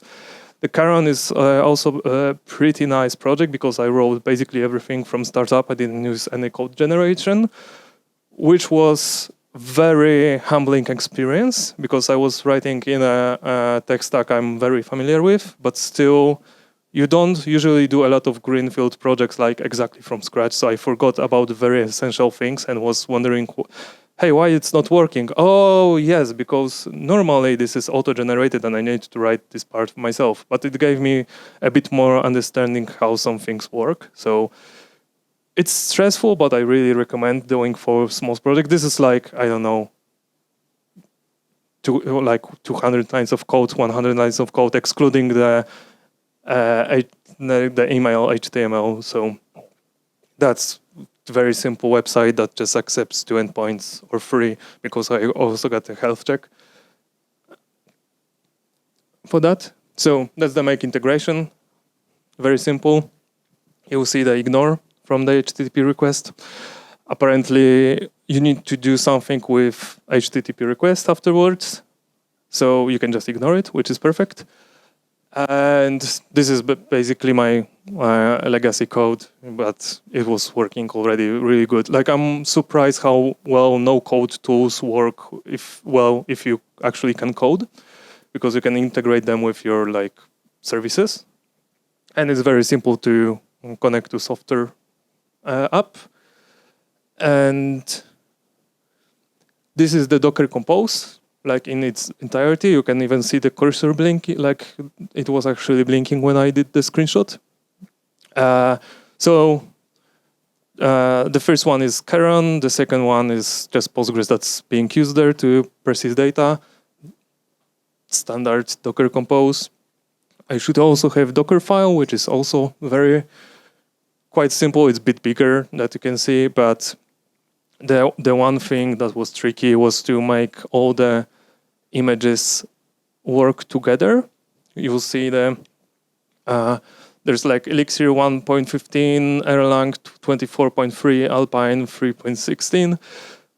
It took me some time to find the proper versions for that, which is not ideal. But basically, nothing fancy. And after that, and very simple, you'll see at the bottom there is entry point.bash, which basically starts the app with, if you're using your favorite language, that's the command to start the app, command to run the migrations or create the database, and that's it. Like, it's very simple. The weird part are the like from as build, and basically everything else is typical bash. So that should be fairly easy for anyone writing code as their like main thing to do. And it seems like, okay, oh, now I'm not a DevOps, I won't be doing that. But turns out like there are all like already pre-made of those, so you don't need to write them, you don't need to repeat my mistakes, because they can be auto-generated, they can be copied from somewhere. I spent some time to actually try to make it work, because I was writing a lot of this by hand. And for example, I forgot some of the runtime dependencies, which was very fun to debug because the errors were not so clear. So that was like a valuable learning experience, but you probably would like just to get existing Docker file. And you can just, so if I go, I can talk about it. So it lives on Raspberry Pi. It's trivial to deploy, but it can be tricky if you're like writing everything from scratch. If you're not, you get the Docker file from somewhere, you change the names, you do Docker build, Docker compose up. I do it in Tmax session because I don't know, because I like to see logs all the time. If you have domain and Raspberry Pi or any other computer, really, those are zero cost. You can run it on your typical computer. I just wanted to have something that's turned on all the time. If something breaks, you didn't need to wait for anyone to fix it. Unless NPM, I was actually trying to deploy the proper version yesterday in the evening, like with working front end and stuff. And NPM was doing maintenance to their infra, which was, no worries, bro, it will be fine. But you cannot like get anything from us now. And if you went into the packages, there was like not found for any single package. So that was fun and very stressful in the evening before the presentation, but luckily they fixed that. And it really increases your skills and understanding. So I started not only like be able to do this more and more reliably, but also I understand why things work and why they don't work. And if I need to move to cloud, I know exactly if there is error, I know exactly if that's error on my part or like the cloud config part or like Docker config part now after doing that locally. For the bad parts, if your internet is down, your whole infra is down. That's why if you go to like uptime in my dashboard, you will see that it's not like, I think I've got the screenshot later with uptime. It was like, I don't know, like 2 days or something, because I had like the internet outage at my home. That gives me, I had to restart the Raspberry Pi by hand once. And it was only because someone told me they signed up and I looked into like, okay, let's see logs. And I cannot connect to my Raspberry Pi. It must be down. So it needs some extra, probably there is a better way to do that, to be honest. I need to figure it out. Maybe trying to ping it on some like a very simple local service. And cannot instantly scale up. Like, I know there are like horror stories about, oh, I woke up to like 5 million AWS like bill because so many people went into my website and now I'm broke. But at the same time, if like I would love to have this problem, and so many people comes to like to my project that it's actually like kills the machine, then I need to go and migrate it probably to do that, or add new machines or whatever. Like it's not as easy as just click a button or have it with cloud provider like do it for you. So I really hope I will have this one. Like this is my dream problem to have. Okay, so this one I was so surprised about. Yeah, you see the uptime was 12 hours because I had like internet connection issues. Because it seems like exposing your Raspberry Pi or anything directly to internet seems like a lot of like asking for problems. So I heard a lot of people running honeypots, trying to get people trying to break into your server. So I was like, okay, how I can do it like properly in the proper way. And my friend told me about Cloudflare tunnels, and I'm like, okay, but I don't want to spend like shit ton of money on that because come on. And he goes, no, it's free. I'm okay. Now I'm interested. Turns out you can very simply get a free tunneling per port from your, for example, Raspberry Pi, wired up to the public host name. So, for example, the verified Tonetastic Studio is one port on my Raspberry Pi, and only this one port. And demo Tonetastic Studio is other port, and everything else is inaccessible from the internet. So, verify is the address that you get in your email to sign up. And also I do the health check there. And demo is where the demo is, which is like a bit of a spoiler for later.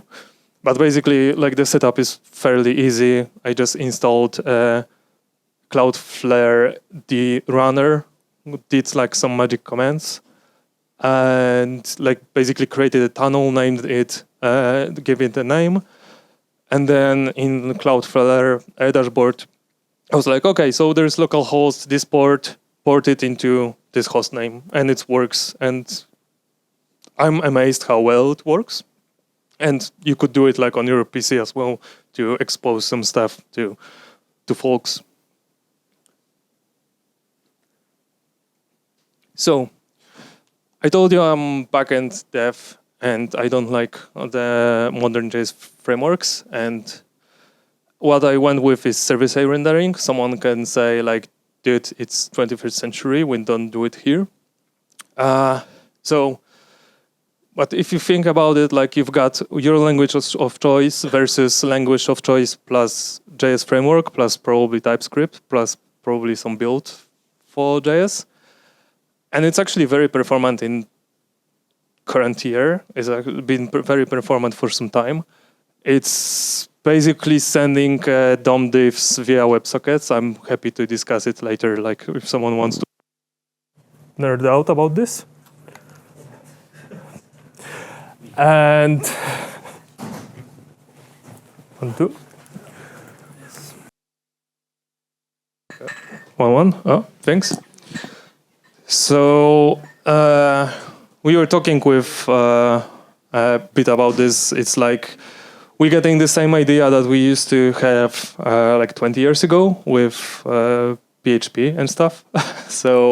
But it's actually pretty neat and it works pretty well. Especially like, I don't think we need like a big kolektiv on front end to serve simple apps. I'm very opinionated when it comes, especially to front end, and just sending the DOM updates for the diffs works pretty well. I'm using the Elixir with Phoenix Live View. I love this tech stack. I've been using that for a long time. And someone will say, hey, that's obscure tech. Like I didn't even hear about Elixir and you're talking to me about some project inside this. Like, yeah, sure. But the same solutions I've seen in C#, Python, Ruby. So there are more mainstream techs that are slowly embracing that. Right now, I remember that I think Blazor is for C# that uses that, if I remember correctly, and I've seen it a few years ago. And I don't remember the names of Python and Ruby, to be honest. And you could also use HTMX if you like memes and using any language of your choice if you want. It's basically doing the sending DOM diffs by yourself by sending HTML responses instead of JSON. It's pretty neat, but because I have like really nice live view, I never bothered learning that. No, thank you. For me, the biggest pro is like no React, no Angular, no big thing for basically a very simple app. So I don't need to add like extra big dependency. The biggest con is difficult to get hired if you like skip all the React Angular because everyone basically requires that. So like beware if you go that route, because it's not like you probably still need to use some of this tech at work, but I really recommend for your personal small projects going the server-side rendering. And now, like the core thing is how to make sounds in browser. And this is, I think, the longest title in this talk. And I went with Web Audio API, and someone who knows a bit about JS front-end stuff would ask about why not Tone.js, why not some other app. I will focus on Tone.js because I tried it the most, and I have like the response works for any library, but I mean I have the most experience with Tone.js. It provides too much and too little. What I mean by that is like it's basically a DAW in your like browser, which is way too much functionality I need, and too little. I had problems with some of the functionalities I wanted to implement, like very discrete control over IDSR, for example. And this is my core feature, and now I want to have control of it, And yeah, like as I said, the similar problems are with other libraries, like I think Polyton or something like this. Web API is amazing. This is like the example of what's there, and I had it open because I still need to properly implement filters for the lessons. But basically, you've got filters, you've got all the ADSR. There is like I heard about it and I thought, okay, like I can make some sounds or play some music, and then I went into the documentation. It's incredible what you can do. It feels a bit low level, but it's actually pretty. Once you get over some of the boilerplate code, it's actually easier to use than libs if you're not making what their libs were supposed to do. So basically being mini DAWs. And I think the FM synthesis is trivial with that. I have not yet touched it, but it's because you can already modulate using anything. So that should be the trivial part. The wavetable should be quite possible as well because it accepts samples and stuff. So that could be a bit of the hack around it, but I'm quite positive that's very doable here.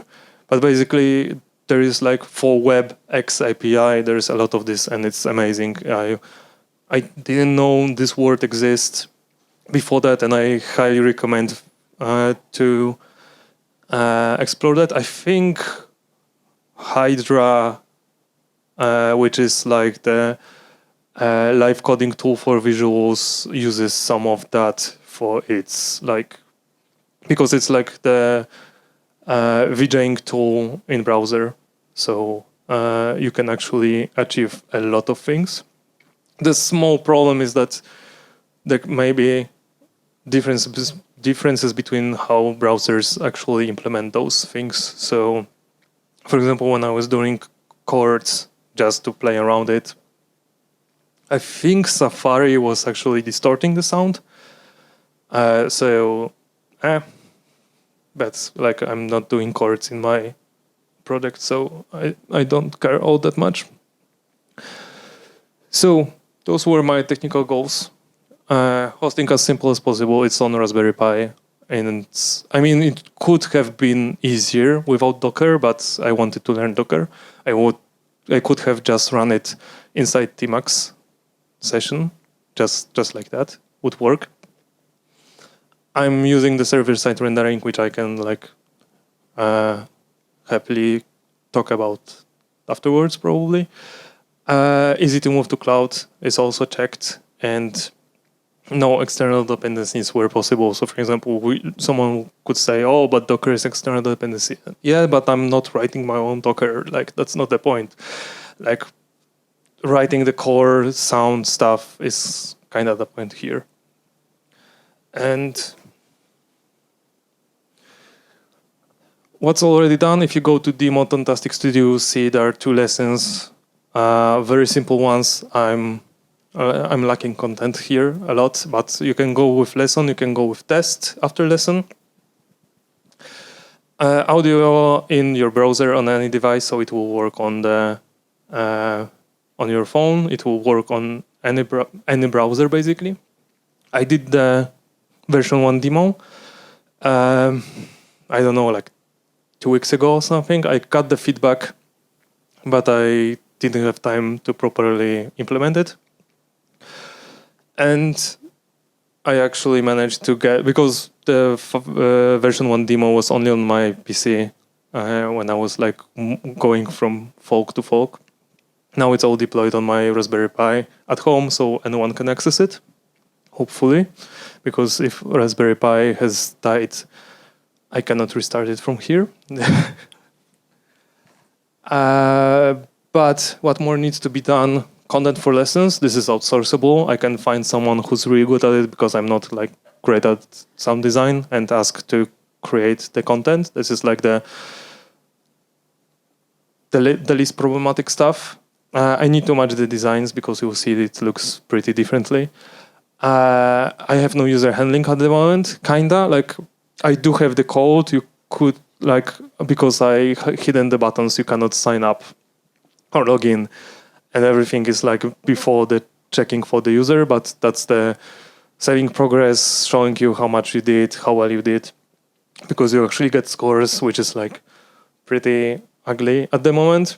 Probably some Makefile. This is like the low level terrible thing, but right now I'm going with all the commands for example, Docker, or remoting to my interactive prompt by hand, and sometimes I forgot about them and I need to check them somewhere. It would be great to just have them in one place, which is like a really small add for Makefile, which is amazing. I'm still learning how to do it properly, but it's been a really nice one. I need to do feedback session changes. I really hope there will be like new feedback to do a bit more. And I need to figure out business model. I have no idea how I will like, if it's like one-time payment, if it's subscription, or it's like free with donation, where I have no idea. I need to figure it out, because like if I want to make it a small business, that should have like a business model. So this is something I'm thinking a lot, because I hate subscriptions, but at the same time it's like a bit of a stable income. So I'm very torn here, and I have no idea how to make it work. That's the if you want to see like the software website, that's the first link. If you add demo before the domain, you go to the demo. You can like contact me by email, or go to my website, which is like the second part of the email. This is thread.info. I can show, because this is being recorded and stuff, I can show you the code afterwards, like in private, so my private code doesn't get like uploaded to YouTube. Not that this is like very impressive or amazing or whatever, but still, I may by accident show something that should not be seen publicly. And I prefer that to not be recorded. But yeah, I'm happy to talk through the code or something if someone is interested. and if someone actually goes to demo and plays around, I would be very grateful for any feedback, even if it's like, dude, that sucks. That's even like, it means that someone actually tried it and like get some response for that. So yeah, thanks.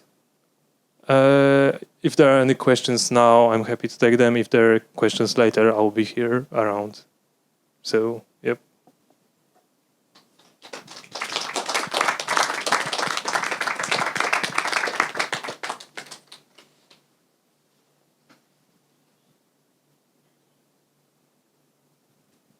I want to just briefly talk about the hosting on the Raspberry Pi. How difficult is that to set up? So to make it like with the internet, it's you do one command to install the Cloudflare agent, and then it depends. If you want to have it in Docker, you need to prepare the Docker. Probably for your language of choice, there's already prepared Docker file that you need just to change some names. So this is more of a this is example project, and my project name is Rain, for example. So I'm changing the example project to Rain, and everything else should work. You could also like, if you really want the low effort, you can just fire up new Tmax session, and or like I'm talking about Tmax because I installed the headless version of operating system of my Raspberry Pi, because I don't have a huge SD card there, and saving up like 3 gigabytes on UI is amazing, so I went with it. But if you have UI, you can just open up another tab on your console and run the program, and that's it. Like if you do the mapping on the Cloudflare, which is here, you just, after you create it, you will get the new tunnel visible in the dashboard. You press here, which was a bit counterintuitive to me. Get configure, go to public hostname, and then if your app is running on port, I don't know, 5000, then you go, okay, so if someone goes to this URL, just forward it to localhost 5000, and that's it. So this is that's simple to have something running, and it's like in a safe way, because you're only exposing one thing to the internet, not like the whole machine, which I was scared to do at first.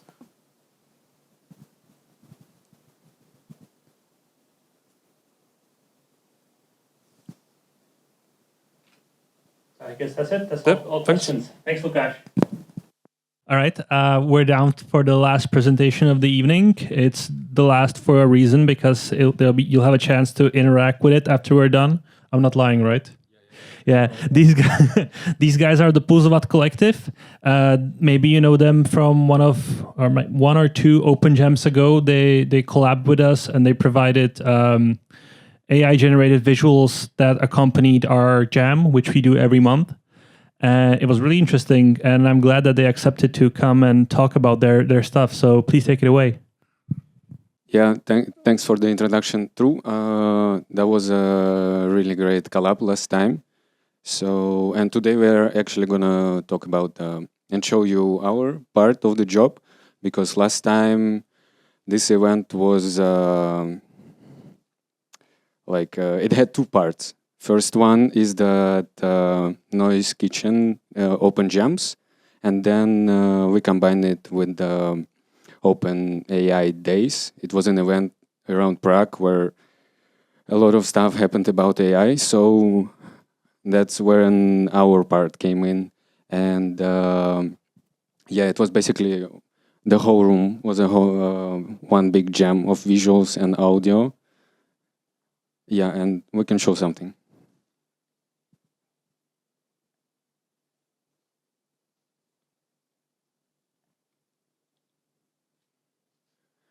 Try to put the mouse here.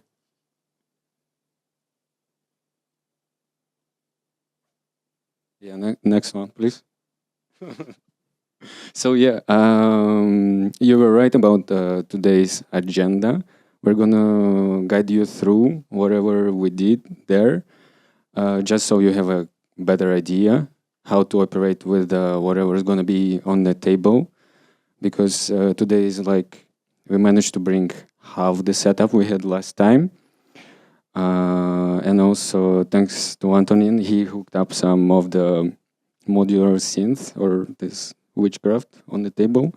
So you jam. But before that, a bit of the nerdy stuff, at least nerdy for us. Yeah, let's start with how it all works on the wire levels. So we have this one, this PC, which we always have to bring with us because this stuff takes a lot of VRAM and, you know, computers. So also it's important for us to take in the camera signal. So it's also coming to the PC. And then this little part is for Noise Kitchen, which were a whole different room, but here it's small. And yeah, before everything else goes to the display, we have those 3 tables. And here actually visitors can interact with the AI magic. So the cool thing about it is that it's 3 stations. So it means like at least 3 people can play with it. And then all of it goes to just one display. So, jam indeed.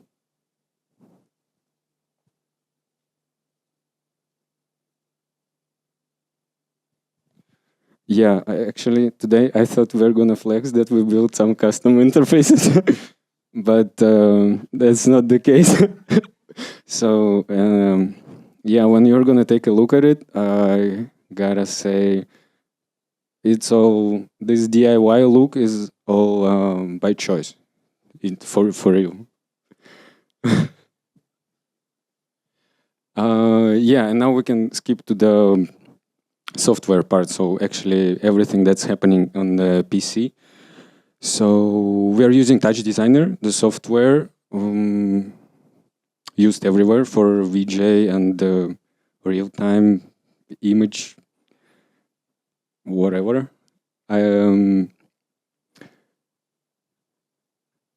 Yeah.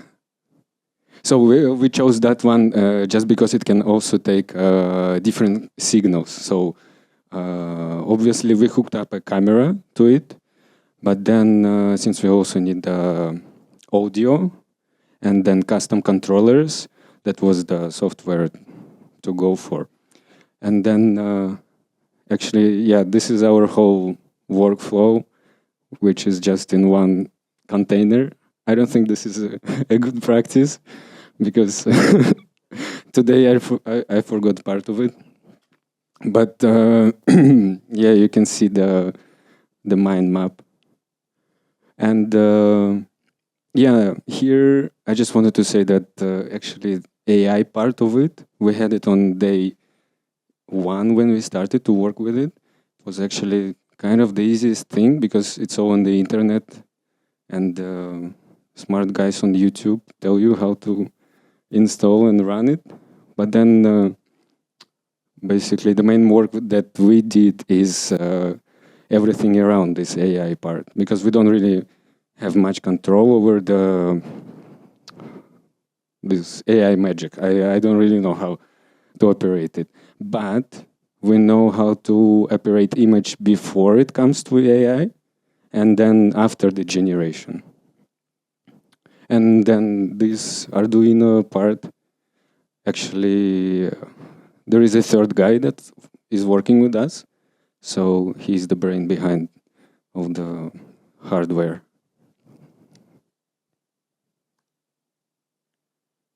Yeah, and now we're going to go through all the inputs that are going into the system. Before I said that it's a video, so, but also it's a prompting, like, I don't know, you probably tried it, even on ChatGPT or Copilot. Yeah. But here in this system, it's important that you're generating with the prompt, video, sound, and there was something else. Yeah, and the custom controller. Yeah, so everything is working together, and you can't really tell which one is the main one.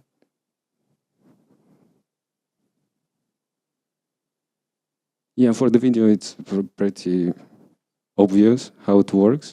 Takes the composition at least, and the initial colors.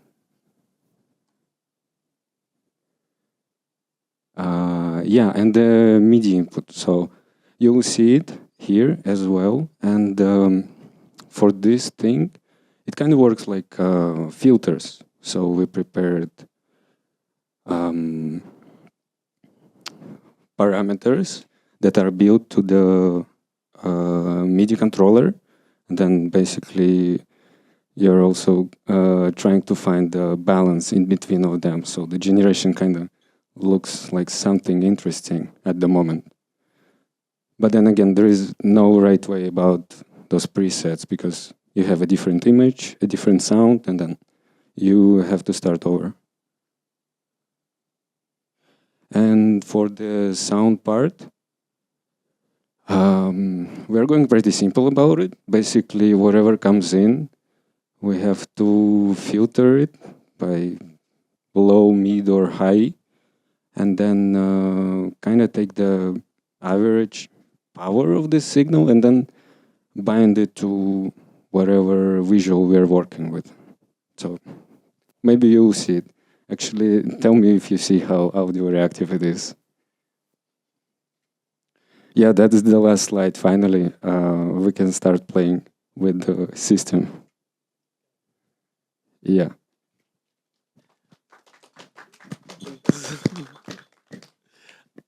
So the AI part is object in Touch Designer, or?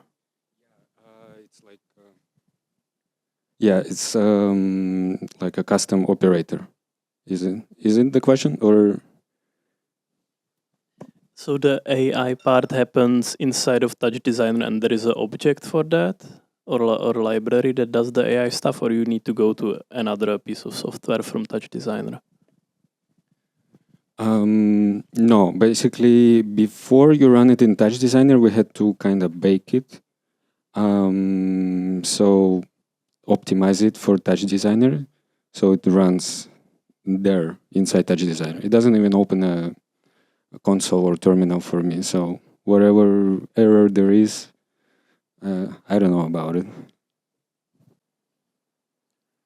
Can I also have a question? Can you explain at least like one or any of the parameters that you can affect with the pods? Because I have no clue like what parameters are. Those are parameters of the AI generator. Let's say that. I have no clue what those can be. So what can you do with the pods? Yeah, for sure. But I think it will be better when we're playing here. So because it's a lot of them, but just in general, in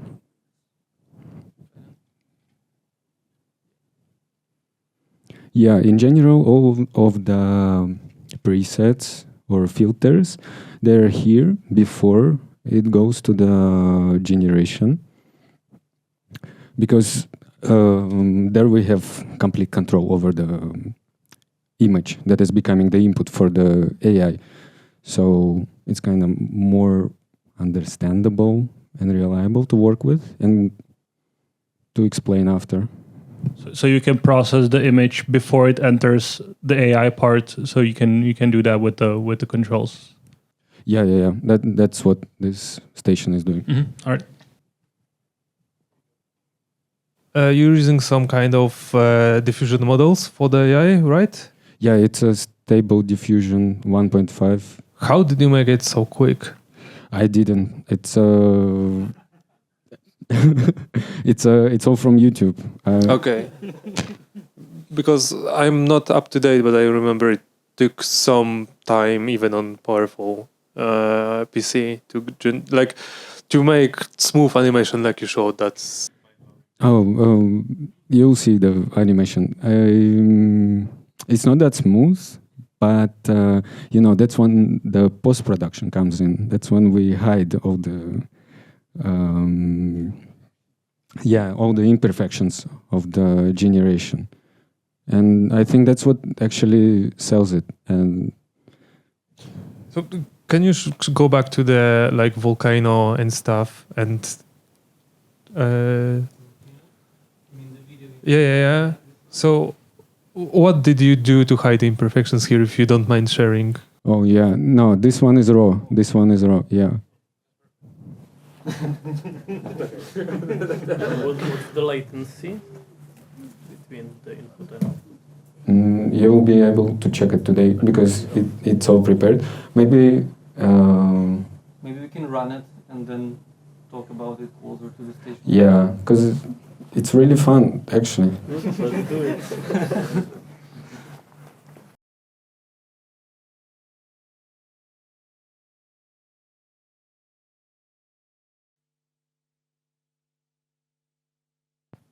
I guess this is like the last time where I have all of your attention. So thanks for coming tonight. Means a lot. Last time there was like 4 people.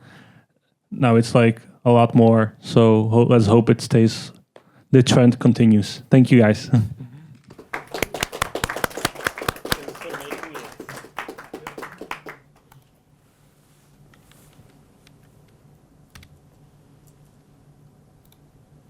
And let's go play, right? Let's go play with the knobs. Yes, and also music part. We can start. And music, yeah, we have some we can synthesizers. make some sounds. Just like patch anything, play with the knobs, right? Have fun. Okay.